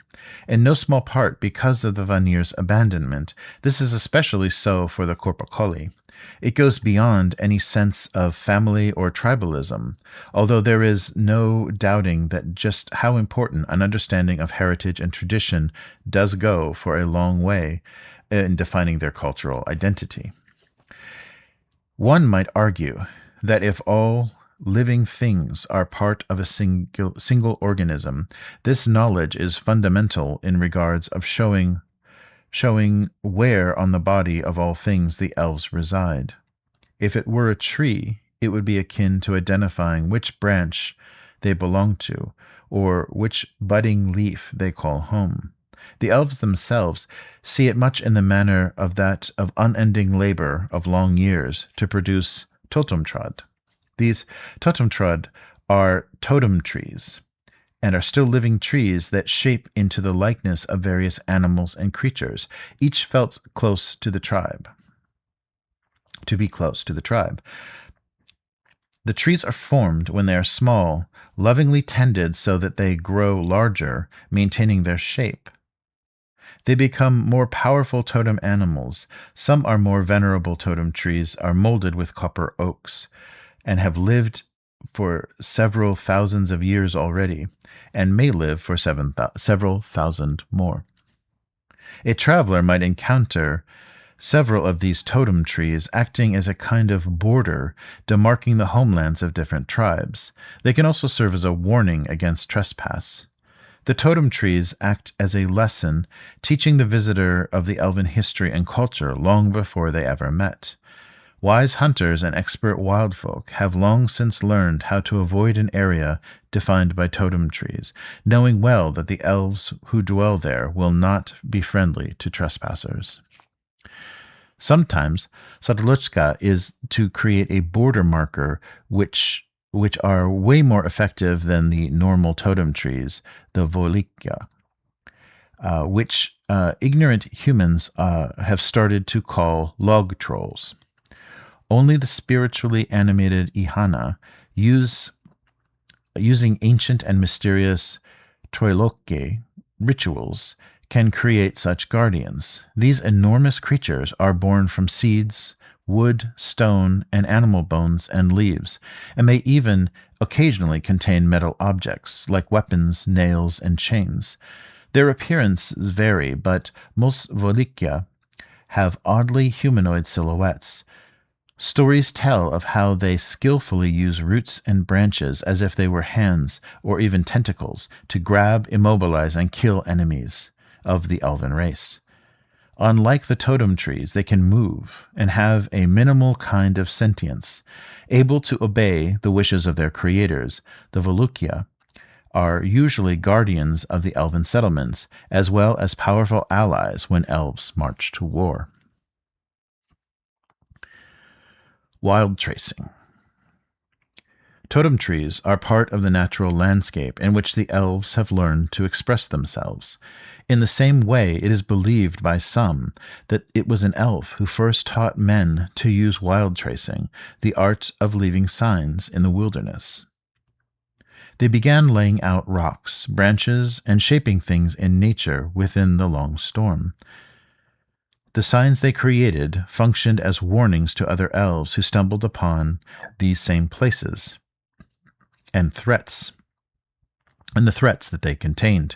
Today, a wily wilderness man can, by reading nature, discern where the elves have made their home, and read a lot of the area's flora and fauna, helping them to understand the hazards present and how to best provide food, how to locate water, and other vital survival demands. The elves themselves maintain these wilderness signs diligently, as more than often not their lives depend upon the relationship they have forged with their environment. Beliefs and worldview. As much as they might try, humans cannot properly understand how the elves see the world. When they first emerged from the mists of the age of the Iron Worm, the Seeds of the Vanirs had already been living in Trudvang for countless millennia. All the defining events of their civilizations, from the moment they fell from the skies with the Vanirs to the tragic betrayal of their creators, have already happened. Their tragic history has seen the elves develop a view of both immortality and death, which no human can hope to match. On the other hand, while dwarves are a race as ancient as the elves, they pass the entire age of dreams beneath the surface of Trudvang, and only emerged from Muspelheim at the end of it, and thus never shared the experiences of the elves that they suffered above. The elves' view of life, death, nature, and time are unique to them, meaning it is important to try to see how the Seeds of the Vanirs feel about these things, even if proper understanding is beyond us. The Great Life. As an underpinning for all the belief systems of the elves, there lies the Great Life. Elves do not believe in spirits in the sense that soul and body can be separated from each other, nor that an individual being is unique, but rather part of a larger whole. The larger whole is known as the Iaha, or the Great Life. Iaha is the manifestation of all living things and their connectedness. The elves see life as an entity and that belongs together in an infinity. There is no past, there is no future, there is only now, and everything is connected to now. Just as every elf was immortal before the gods left them, the Great Life falls outside of time and is bigger than everything, and death turns that life into an echo. A life can be broken in its simplicity, but it does not end. It goes on echoing through the links of the chain of the lives it touched, and lives it. It creates all the way through eternity. The elves see this new immortality as a cycle in which one life gives birth to another, and another, and another, that a single spark of life lingering throughout the enemy of time. Many of the Illuminati believe that the spark echoes all the way back to the gods themselves, and that they carry the Vanirs within them still. However, many Corpacoli have begun to believe that life is a series of linear events, with a starting point, birth, and an end point, death, and that it is little more than a punishment created by the gods to remind the elves of the transience of all things, and their place within that. They hold to the notion that in an eternal dawn world, no life is needed, because life also means death. So life itself is nothing more than torture, and in that way far from precious. The dichotomy is that it is also part of themselves, and as such should be cherished, just as life, the life of a single flower, or the life of a hummingbird, or a bee, or any of the creatures down to the smallest insect that grubs in the dirt of Trudvang, should be cherished, for it's all part of the Great Life. There is a singular exception to this, an aspect of life the elves call Rosita, the dark counterforce. Rosita is life created for no other purpose than to destroy other life. These accursed lives include all creatures carrying evil within them, be they the ancient foes of the long storm, the dragons, the twisted souls of the trollkin, or the worst wild folk. But despite their enmity, the elves do not believe that the Rosita are evil for the sake of evil. Rather, they believe these creatures have been infected by the dark forces of time. That does not make them innocent of their evil, though. To kill such a creature is to purify the cycle of the great life from darkness and evil. Ikuin, Daleka, and the Old Immortals. There was a time when the elves lived in eternity, and when time did not exist. All elves were born into the state of being, immortal life like their masters. But in the days since their abandonment, the tribes have lost the gift of eternity and are now cursed in a form of mortality. It is true that even this new age, there are a precious few of their kin who are born with the gift of eternal life still within them, in that they cannot die of age, even as entropy and time steal in, do their dark bidding. But even these eternals still suffer from the debilitating effects of age. These elves are called the Ikuinen, and they are considered blessed even amongst their own tribe. Such an elf is born no more than once every 100 years, and they are almost always female. Given their theoretical eternity, the Ikuinen become the backbone on which tribes evolve and pass through the centuries. The Ikuinen are the only ones who remain and truly remember the old ways and traditions, even if their bodies insist on aging to the point they become immobile, and death might actually become a mercy. The myth will hold to their hearts today of wise old women in the wild woods, almost always derive from the memories of these Ikuinen. Most common, but still exceptionally rare, are the elves born to a long life. The elves call these long-lived ones Dalekai, which is more common parlance, could be taken to mean persistent. Such long-lived ones can reach ages up to 400 years old. Their bodies do not age as the Ikuinen, but their lives are nonetheless marked by a limited time period. When their time comes, death steals in fast, and they simply give up living, or they disappear in the mists. It does not matter that their bodies remained perfect for centuries.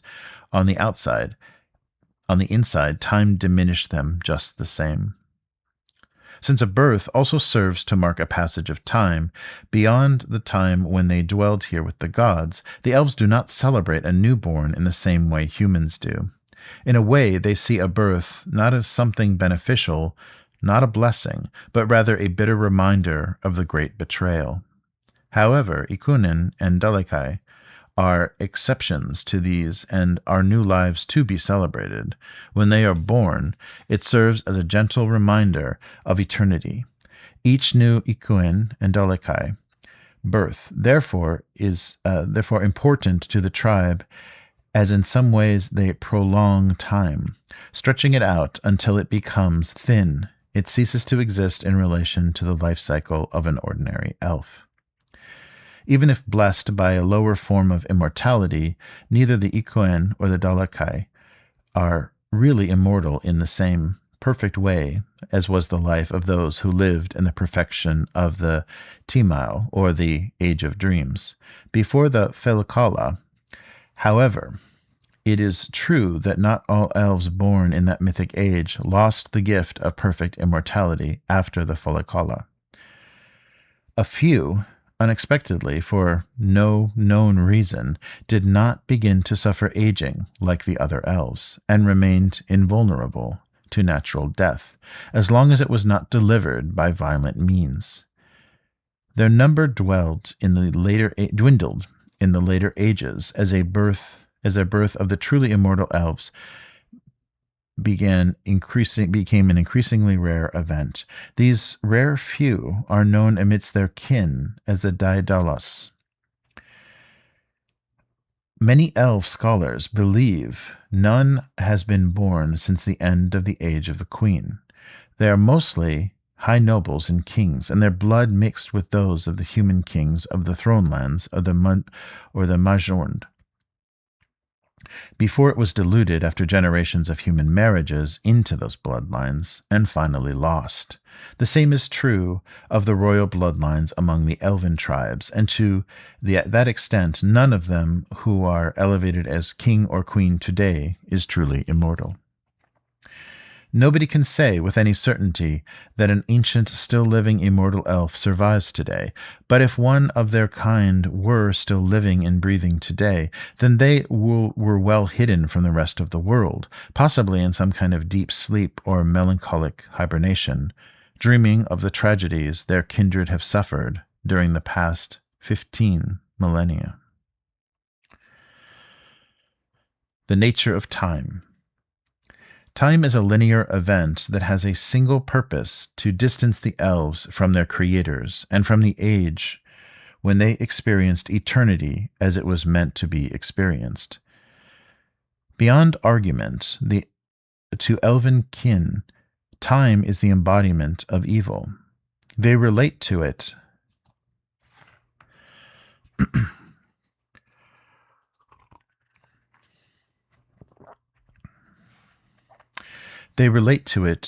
in the same manner that they would any enemy. Beyond time is eternity, the point which time does not exist. Time is an endless cycle of repetition of seasons, of events, of experiences that will strive for a future that is always further and further away from the moment when the gods left their children.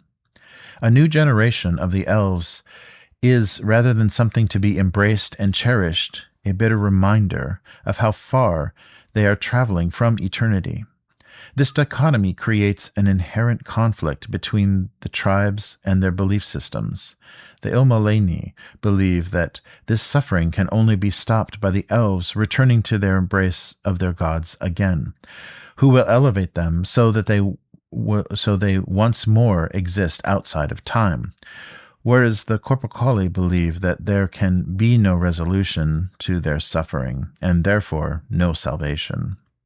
For the Corpacoli there is only one truth, that the gods left the elves.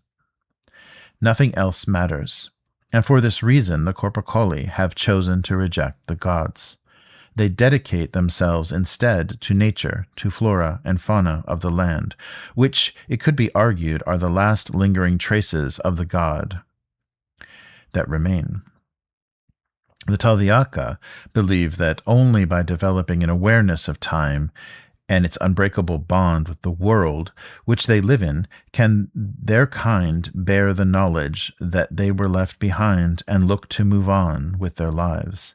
This may well be true, but the loathing of time and the refusal to turn away from the stars could well be the reason why the Illumalini have stronger ties to the divine abilities, though it is undeniable that in turning their backs on what was, the Corpacoli have developed strong ties to nature and her magic. While little is known of the Talviaka's magic, they are believed to stem from beneath the ice rather than the stars, and give them more in common with their darker brothers than the star elves.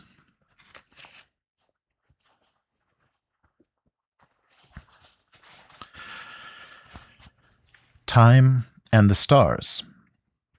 Time is the sworn enemy of elven kind. Every day that passes is a day further away from the gods and their nurturing embrace. It is painful to remember the time before. Every memory is tinged with a melancholy and an infinite sadness of what was lost. And yet, So many of the tribes hold tight to those precious memories, cherishing the sagas that remember what they had once been with the Vanirs. So even as the world turns through the sky and time takes them further and further away, they look to the heavenly firmament where the bright stars shine and know that the Vanirs are still out there. But for how long? Will they too disappear one day? For that reason, they dread nothing more than the permanence of change. They crave that enduring and unchanging world, holding entropy at bay in the great forest whereas one tree rots and dies, another rises strong and proud in its image. It's not simply about keeping everything the same because they fear even those subtle changes. It is the risk that even a fraction of the ancient knowledge that they curate might be lost along with it, transformed into something unrecognizable. For the elves there is no more evil force than time. As the black night sky deepens, the shining ones come to life in that darkness. The stars are all that remains of the Vanirs who left Trudvang so long ago, and refusing to relinquish that connection, the elves dedicate much of their lives to studying both individual stars and constellations that they form. Looking to cosmology as of the heavens as guidance, just as their gods had once guided them. They seek to interpret the characters they see in the sky. It is unsurprising, then, that they harbor a constant fear that the stars will one day fail to shine, having burned out to make their isolation complete. With their hopaka, or star harps, the Ihana and the few initiated elves with spiritual power can foretell the shape of destiny, as it is written in the stars, seeking out any sign that the Vanirs might be moving closer or fading once and forever. These instruments possess a magic of their own, and when the Ilmalani elves play their strings, the heavens flame with a burning magic, a magical light that ripples from horizon to horizon in waves of shimmering elf light. This heavenly wonder is strongest in winter when the skies are crisp and clear. Vilapun Kaiku, the voice of the wild wood. The elves, both Ilmalani and Korpakoli, but especially the Korpakoli, who venerate nature, believe we can learn a great deal from listening to our surroundings, especially from the songs of the wildwood. In this, they aren't talking about a hum of birds' wings or the rustle of the undergrowth, but rather the voices of the trees themselves, which speak if only you have ears to listen.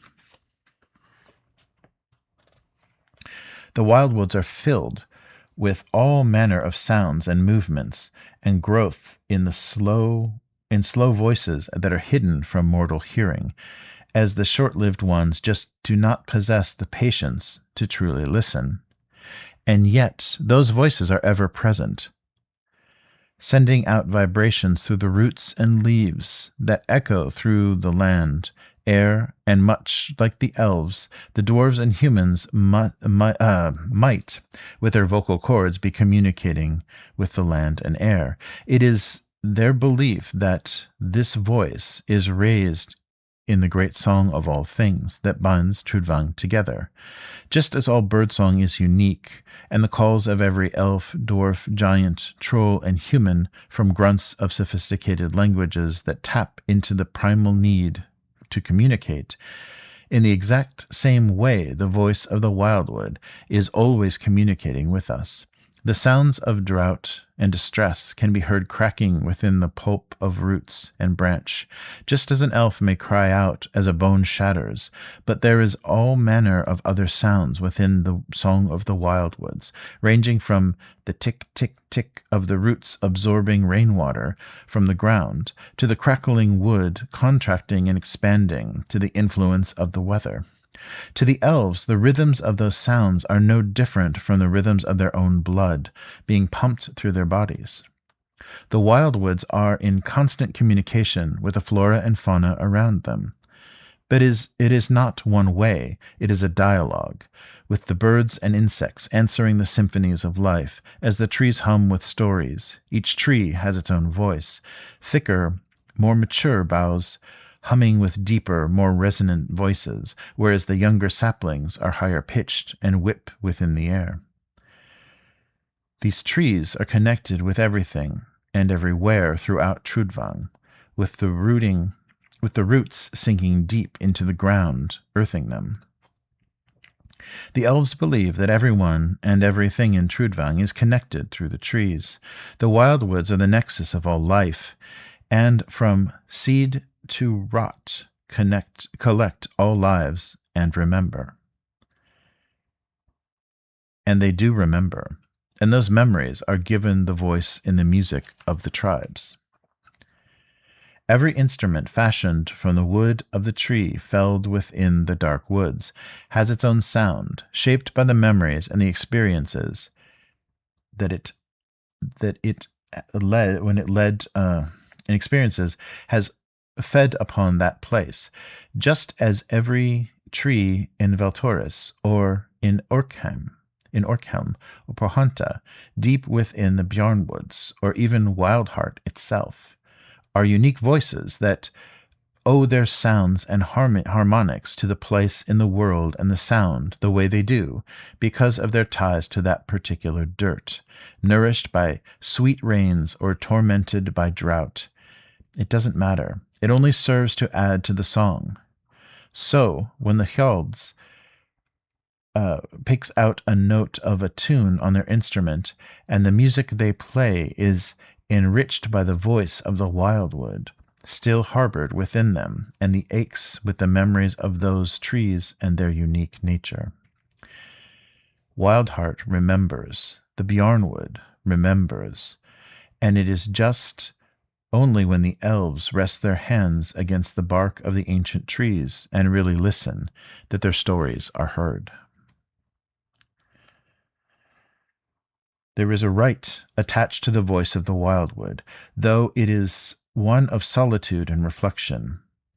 The Vilipukaiku, in the days after losing their kin, the bereaved may often retreat into the wild wood to commune with the trees, moving from trunk to trunk, pressing their palms against the rough bark, feeling the vibration hum through their own flesh as they tell the stories of the fallen, so that they might be remembered by the wildwood long after the dead have returned to dust. This period of mourning can take days or seasons, depending on the weight of their grief. The rite offers some solitude and opportunity to savor their connectedness with all things. The elves believe that those stories will find their way throughout all of Trudvang, from root to root, leaf to leaf, carried in vibrations to the ground, on the rustle through the air, and those ticks that resonate through the bodies of the trees themselves, never to be forgotten, because the wildwoods are eternal. In that way, the voice of the wildwood reminds everything and everyone. It remembers everything and everyone, and the elves triumph in some small way against the great enemy, time. That is Vilapunkaiku. Religion, Toikoloke, lost gods and nature spirits. Toikoloke and the role of the Ihana. Toikoloke is the name for which the divine practice learned by the elven stargazers and priests, although the elves refer to them as the high gifts and the high gods. Those who master these gifts are called Ihana. The Ihana decipher the riddles and portents of the stars, reading a deeper meaning left by their departed gods within the starry blackness of the sky. They have a mastery of the great songs, having descended into the earth itself, and bear the last reverberations of the greatest of them all. And with their star harps they seek out the echoes of these melodies, and use them in their attempts to make contact with the Vanirs. It is through this communion that they seek to learn the ways of the divine, where once they might have been able to remember them. Such is the sorrow of time. And if they can't make contact, then at least they can try to understand the trials and challenges the Vanirs have placed upon their first children, and how they might follow their steps into the great bright starlight, returning to their side once more. There are many aspects of Toikolokke and the tablets of power, but the most common among the seeds of the Vanir can be broken into three: the animal mind, the lynx power, and the mastery of elements. The animal mind might allow Ihana, through this high gift, to forge a unique bond with the animals of the forest. The bond in many ways is spiritual, and the Ihana can, for instance, communicate with the creatures of Trudvang, though they may be quite simplistic in terms of their minds, and they're more instinctive in how desires and needs drive them, and even take on the reflection of their spirit animal. Where the animal mind is a mental joining, the lynx power is more physical in its nature, allowing the Ihana to move through the woods with a prowess of that majestic hunter, heightening reflexes and senses and allowing stealth of movement that would otherwise be beyond that of the most agile elves. The rarest of these disciplines of the Ihana come from the form of the mastery of the four elements, allowing them to purify water, command fire, and cause the earth itself to quake and the storm winds to rage. These three gifts are not the only ones that Toikolokke can bestow. The Ihana of specific tribes, regions, or cultural traditions may occasionally manifest other powers. However, the elves today have forgotten so much of the knowledge that was known to their ancestors that these three holy tablets remain the most common ones among all elven tribes. Cosmology. The cosmology of Trudvang is as immense and confounding as the land herself, with 900 stars and that shine brighter than the millions of others up there. The Ihana have come to reason that there are none other than the gods themselves, burning bright so that they might understand their last lesson. But how can they hope to understand without something to guide them towards that reason? It makes sense, of course, that those stars would be lost, after all, when the elves first arrived in the place they fell from, in the heavens, in bright streaks of starlight, lighting the entire firmament. They were the stuff of stars, and together they made so many beautiful things in this place, from the deep forests and the roaring rapids of the rivers to the effervescent joy of the birdsong. They want nothing more than to do that again, and to achieve that they must somehow find a way to reach the void, where the gods wander lost, alone, and drifting. The clues are there to be read. They have to be read, and with the star harps and with their patient studies of the skies, the Ihana can know if the gods are coming closer or receding, and with that knowledge perhaps they can finally grasp their intent. It would seem a simple thing to know the minds of the minds of the gods, but the 900 anchor points in the heavens arranged in a dizzying array of patterns known as constellations. The sheer number of combinations and arrangements can be perceived. It defies reason. The Ihana and Ilmaleni hold that of the 900 stars, that there are only 33 true constellations, each anchored by what they call a prime Vanir, or one of the gods amongst their gods. These 33 bear the names of the prime Vanir, and may have anything from a few as 15 that fall under the influence, although in few cases there are as many as 76 are needed to create the full symbol. And only then, during certain seasons across certain years, are the stars themselves aligned. The Ihana have come to assign meaning and value to these and believe that they are interpreted to offer over 500 possible life paths that could be followed by the kin. The skill in knowing which offers the best hope of harmony. What this means in reality is that 33 constellations have become somewhat of a key for deciphering of the messages, with a coda being handed down through the generations of Ihana, linking the wisdom of the stars to the knots on the frame of their fabled star harps. One might pose a question of the gods, and with one constellation burning brighter than the other, that night which influences any answer the star harp might offer. In answer, the Ihana counts off knots and deformities within the alfark on the instrument's frame, cycling through a series of 9 outcomes. That can be seen as the basic and broad sweeping patterns of life itself in many ways. Love, growth, continuance, consummation, creation, magic, regression, misfortune, destruction.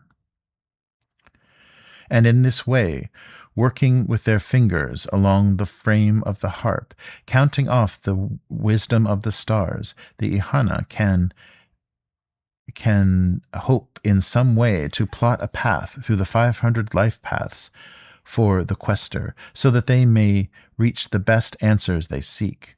Everything is, of course, open to interpretation, and the individual Ihana will interpret the stars and their star harps in different ways, lending more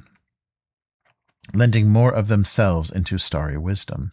For certain readings, the Ihana may well look at the refracted starlight captured by the prisms that hang in the frame of the star harp, and in the harmonies of that broken light seek to make contact with the prime Vanir, governing the ascendant constellation. The communions with the starry skies are well springs from which the Ihana draw and nourish themselves, gaining strength from their absent gods.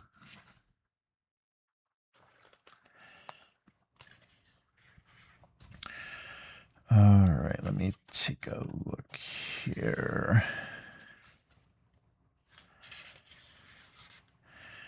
The old gods, the god system. Funerary practices.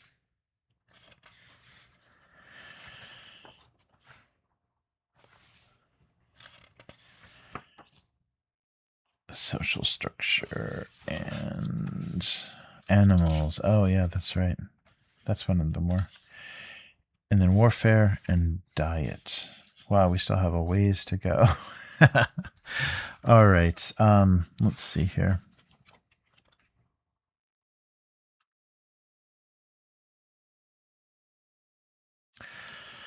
Okay, let's pick it up from here, but maybe after we get through the gods, we'll save this for part 2, because it's still another 10 pages. So yeah, let's finish the gods and religion, and then we'll pick up from their festivals and feasts and rituals.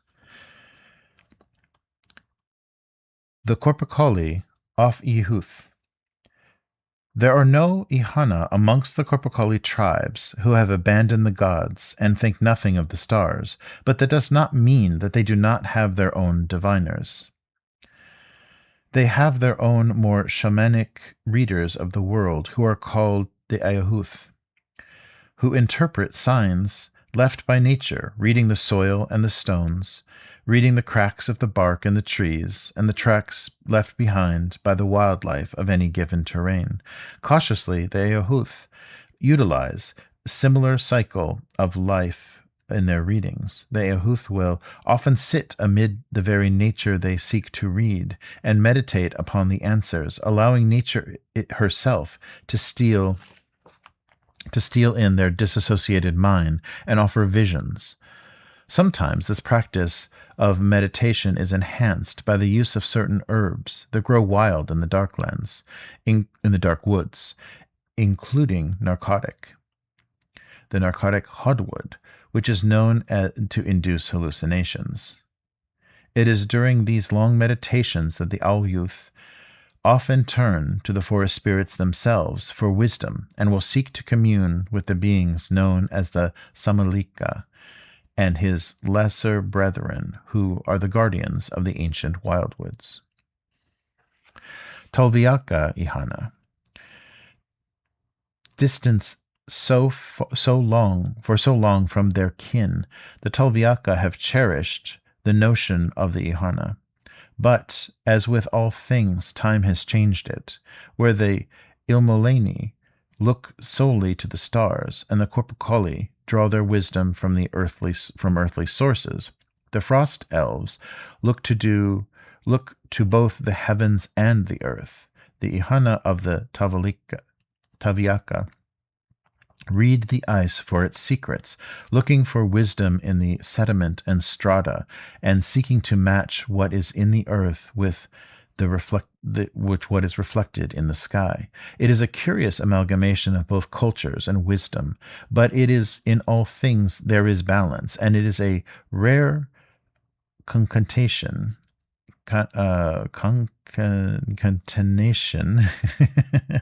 combination. I don't know. That sees the marks in the ice mirrored in the stars, making the portents of all more powerful. When such parallels occur, the messages are strong and the meaning behind them stronger. They cannot be ignored. The Frost Elves must act upon them, for only when the ice and the stars are in agreement will the Vanirs truly believe that their first children are ready for them to return to their lives. The relationship of time. Rather than reckon by dawns and rising of the sun, they found themselves counting out time with the coming of darkness. So they talked of 3 nights till 4, and 4 nights till, rather than 3 days or 4 days. It may not seem significant, but to the Ilmolani, it made all the difference in the world, as rather than separating the days, the hours of darkness were the first part of the new day, and that offered a glimpse into the mindset of these long-lived ones. It was for the hours of darkness that they saw their creators in the sky, and it was in the hours of darkness that they felt closest to them, and during the day when they were reminded how far away they had come. Sunlight was the loneliest time, whereas darkness was a time to remember.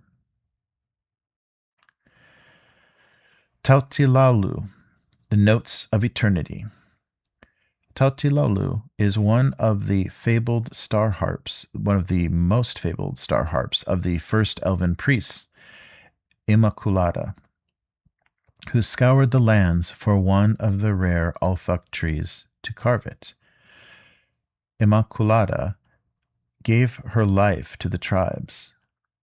A coming-of-age rite saw her make the pilgrimage to Lalavet, the singing stones beneath the Poyata mountains, so that she might experience the undying song, the Vankapale. That journey forever changed her life. The song touched her in such a way that she could not escape it, nor unhear it, and yet felt the ache of its absence in the very waking torment, in every waking moment. When her father took her to the great Idras to pay her respects to the ancestors, Immaculata had only one question for the noble warden. How might she recapture the notes of the great song? In that moment, the Idras offered up a vision of a great harp capable of such sweet music it possessed the eternity of creation in its sweeps and crescendos, and in that vision she recognized everything that had been lost in the time since she'd last heard the Vincopole. She knew what she must do, and it fell to her to craft the enchanted star harp and capture the notes of eternity. But where? In that moment she was granted an image of a peculiar tree, a wicker tree without leaves. She knew not the name, nor had she ever seen such a tree, and when she asked the others, trying to describe what she had seen, none could answer her questions. She made it her life's mission to find this tree, which she came to call Ulfark, and she knew that it fell to her to become one with nature of this world in a way that none before her had managed. Becoming Ihana, a disciple of the wildwood, she dedicated her every breath to the flora and fauna of Trudvang, seeking to learn everything. But more than that, to understand. In her quest to find the peculiar Ulfark, whereas others of her lineage despaired as her naivete, Immaculata did not care, and slowly but surely she began first to understand and then master the elements, grasping the true nature of Trudvang in a way that none since her creators, the lost gods, had. She came to understand the nature of blossoms, the vagaries of scent, and how one might grow in one place and wither in another. As though chance itself was the architect of this beautiful land she walked. She came to grasp the fleeting of nature in life, and as it flourished and failed every petal and leaf, she felt the infinite sadness of each and every death, and the joy at each new bud and bloom, as somehow life sprung from death. There was a beauty in the face of that energy, and she wrestled with it, whereas others fled or bemoaned this new mortality that had been inflicted upon them. Immaculata was the first of her kin to embrace death as something more than a punishment, as part of a cycle of life that nourished all living things of this world. Her travels made her a strange one, unlike any of her kin. During her long walk she encountered several more Idras, and shared with them the image of the Ulfark tree, its strange wicker branches denuded of leaves, and from each learned fragments that steered her quest, finally leading to Oskla, and one of the harshest landscapes imaginable. She crossed the vast stone-filled highlands, wandering for days in her quest, without water. It was this place, known for its Ashalani, that she found one of the Ulfark trees, somehow clinging stubbornly to life despite the harshness of the landscape. The peculiar wicker tree was a thing of wretched beauty that looked to be dying, but the ground around it dried out and shot through with deep cracks, the crevices where the land was parched. If she did not spend so many years in preparation for this moment, it was unlikely Immaculata would have been able to tend the tree and nourish it to the point that it offered up seeds, and that she might take back with her for more hospitable climes. But as the seasons turned, the Ulfark suffered, and beneath the starry sky she had a vision of a dead tree and the music of eternity falling silent. And she understood what must be done, though it went against everything that she had come to believe. Felling the wicker tree is what was its last living day. She used the tools that she had brought with her into this hellscape, and worked the wood through the night, following the natural lines and grains of the Ulfark, until she had fashioned a perfect frame for her instrument, a harp, that followed the bow of the ancient tree's trunk. Immaculata crossed the Ashalani, cherishing the seeds of the wicker tree, and spent the next few seasons traveling the land in search of places to plant those seeds, that the tree might somehow live on and even flourish. The dying tree had offered only a dozen seeds, but from those dozen seeds 12 new Alfark grew. Their own seeds then picked up and carried by birds, digested and deposited in great distances from the first. Even so, there were precious few of these rare and peculiar trees. It had become a totem tree of the elves, and because of Immaculada's vision, a fundamental part of the Ihana's faith. Each new priest seeks out one of the Alfark, looking to fashion their own instrument so that they may continue to feed the great song, deciphering the stars, and through their devotions and strivings make contact with the gods. Of course, every star harp is very different in its nature and uniquely personal to the Ihana who crafted them. But it is more than just a case of whim or design that causes the elf to fashion such a variety of instruments. The Ihana are bonded in ways that cannot be understood with the specific Alfark that offered up its wood to craft the harp.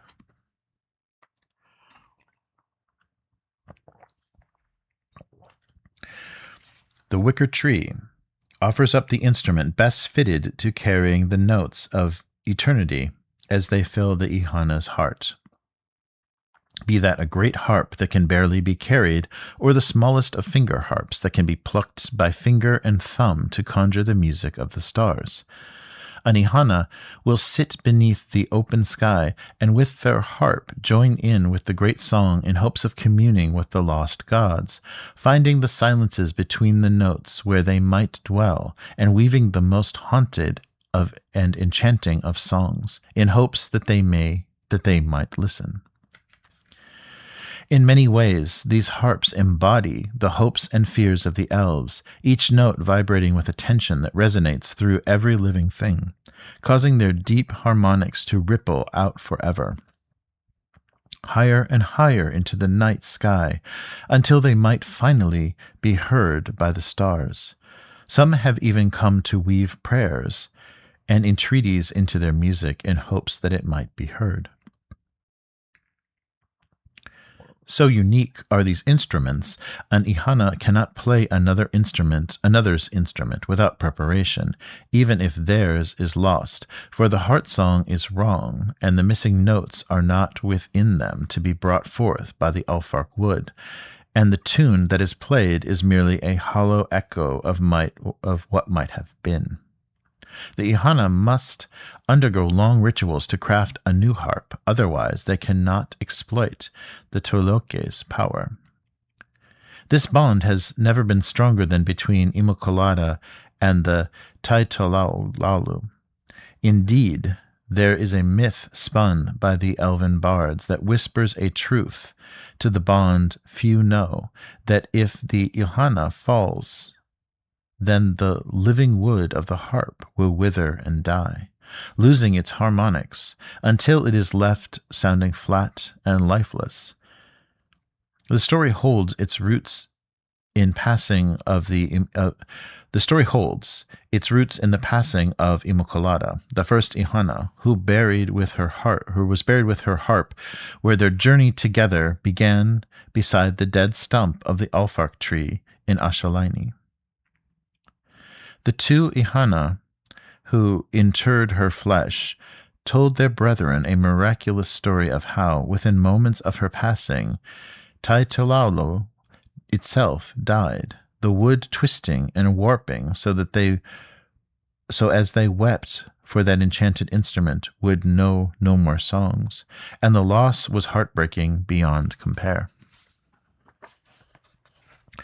Now, when an Ihana is approaching their final days, their dedication to nature and embarking upon the service to the land, they are sent out on their own pilgrimage that takes seasons to complete, as they visit each of the sacred groves across Trudvang, where Immaculada sowed the seeds of the new Alfark trees. They followed her pathways to their own enlightenment, and along the way form a bond with the trees. The essence of each grove is slightly different, as the soil and the environment of the roots are connected to feed into the peculiar wicker trees, and those differences call to different souls. There is a tree for each Ilhana, and those trees offer up a part of themselves for the new Ihana to craft into their own star harp, fulfilling their own destiny to become part of the music of eternity. The Horned Spirit. Samalika, the wanderer of the primordial woods, is older than time itself. Samalika was here before the Vanirs descended, and will be here long after the elves are gone. Samalika is eternal. Samalika will abide on Trudvang as long as there is a single tree rooted into the earth that needs its protection. The Horned Spirit is as much a part of Trudvang as Trudvang is a fundamental part of him. He moves through the dark woods, ghosting from tree to tree, soundlessly, rarely so much as casting a shadow. He is the prime entity venerated by all the Corpacoli beyond nature itself.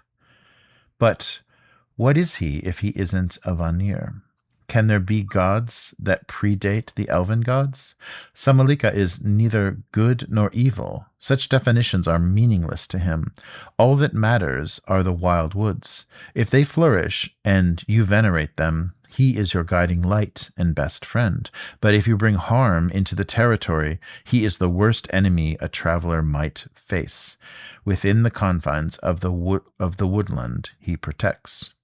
The Corpacoli will hang ornaments of twig and vine from the trees in honor of Samalika, the horned spirit of the wild wood, and treat the elk they find within their forests as sacred animals, for their crowns of antlers which grow mirroring the crown of Samalika.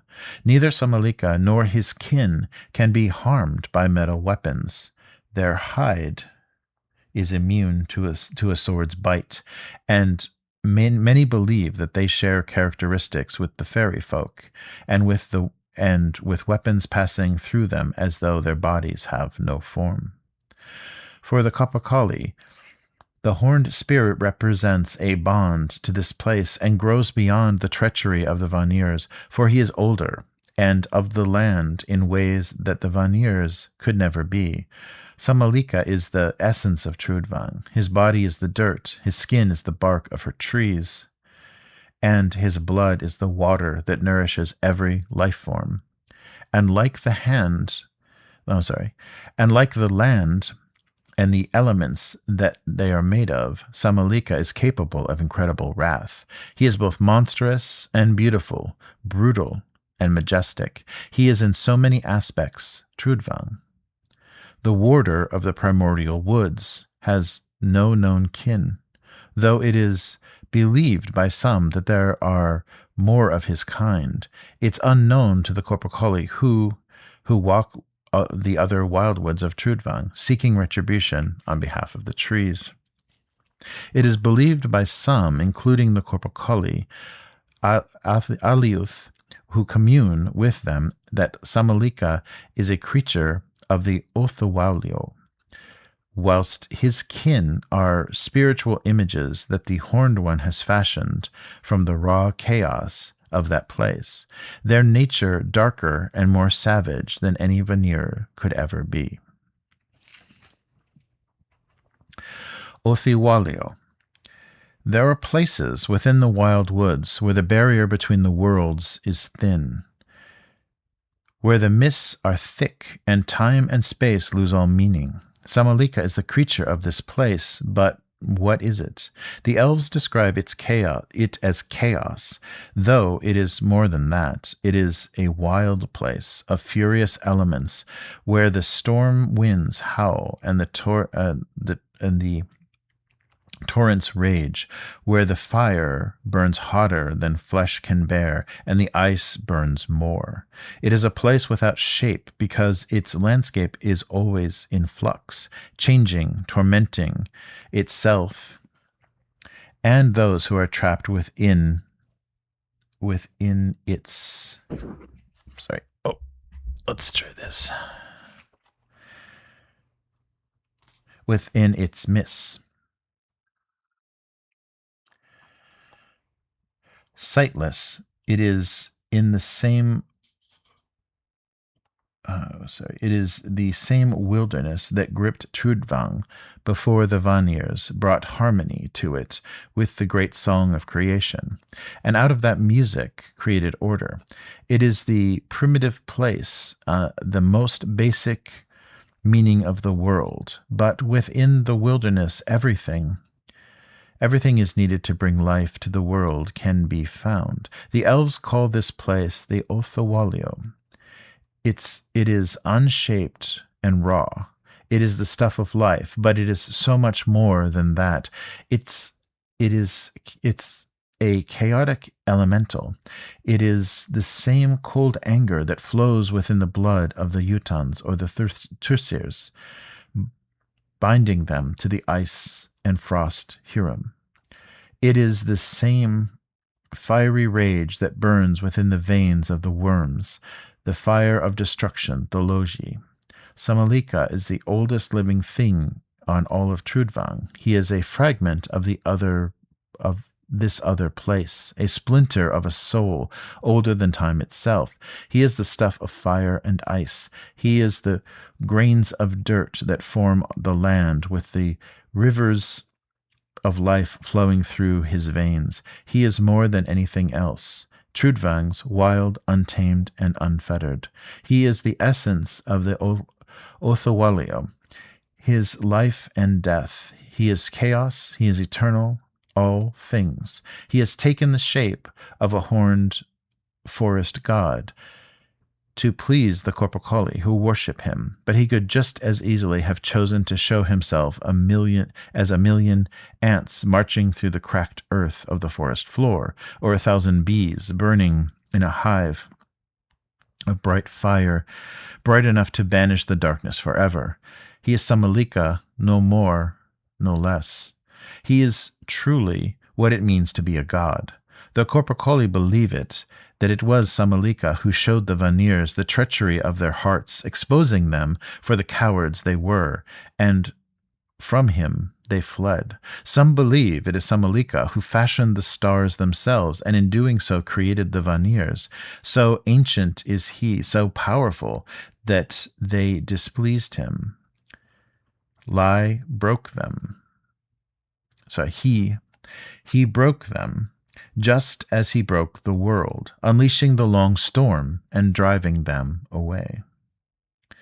And while the elves do not share these legends with humans, there is a curiosity in the Midlanders' Othwa, which is almost certainly a corruption of Samalika's Othawalio, with their tongue less able to wrap themselves around the more complex syllables, and with the change in its name, so too came the changes in its essence, making both markedly different places, and thus the Olawalio was reshaped into something with their smaller minds could cope with. It is not some afterlife or other world, but rather the raw essence of chaos and life. It is, quite simply, Othawalio. The Old Gods. Precious little is known about the ancient gods of the elves, the rulers and creators who left them alone without the answers they would need to fight evil and the dark powers. Even the elves have trouble remembering the gods, and the names of the 900 Vanir are vague for most of them, having lost any connection to make them real. Once they might have been a litany of names akin to a prayer, but today there are little more than sounds, most of them so tormented by time that they bear little resemblance to the names they once were. The only thing all elves agree on is that the sun and the stars shone brighter when they walked on Trudvang's earth, and was diminished and dimmed when they disappeared. However, the light of the stars remains, and so too does the hope of their return, amongst the Imolani at least. Otherwise, like the Corpacoli, see the divinity in nature itself, or, as some dwarves maliciously claim, they found powers in ancient evil entities living between the depths of the dark woods and the peaks of the great iron mountains. What elves do remember, or at least some of them, some of their most venerable, the Vanir were not all equal, but rather possessed a hierarchy of power and specific gift. Regardless of this, the elves worshipped them equally, gifting their gods with an elven city dedicated to each Vanir 900 cities in total, spread out across the land. The vast majority of the Vanirs belonged to the lower strata or sphere. They were the gods most closely associated with many aspects of nature and life in Trudvang. These lesser gods were capable of assuming a variety of forms, be they rivers, rocks, or mountains, winds, trees, or even the beasts in the field. Most often, they wore the same shape as the elves. There are even those who suggest that Hote, the old Thronelandic god worshipped by the Eldfolk, was originally a Vanir, albeit a young and vigorous one, who left the other gods to explore the world. He was the creator of Yggdrasil, the ancestor of mankind. Elves themselves tend not to mention him, which has led some scholars to suggest the identification of Hote as a Vanir may have occurred for the Thronelanders to feel closer to their elven allies.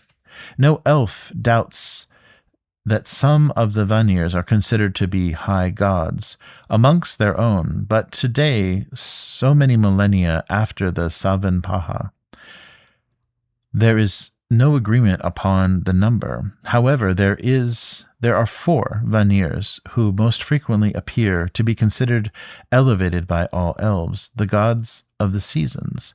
They come to Trudvang from the stars. Their presence gave order to the primitive world and giving its natural cycles, which persisted in Trudvang long after the Vanirs left the world. The gods of the seasons were the source of all wisdom and the closest to the ancient mysterious Mr. Elves.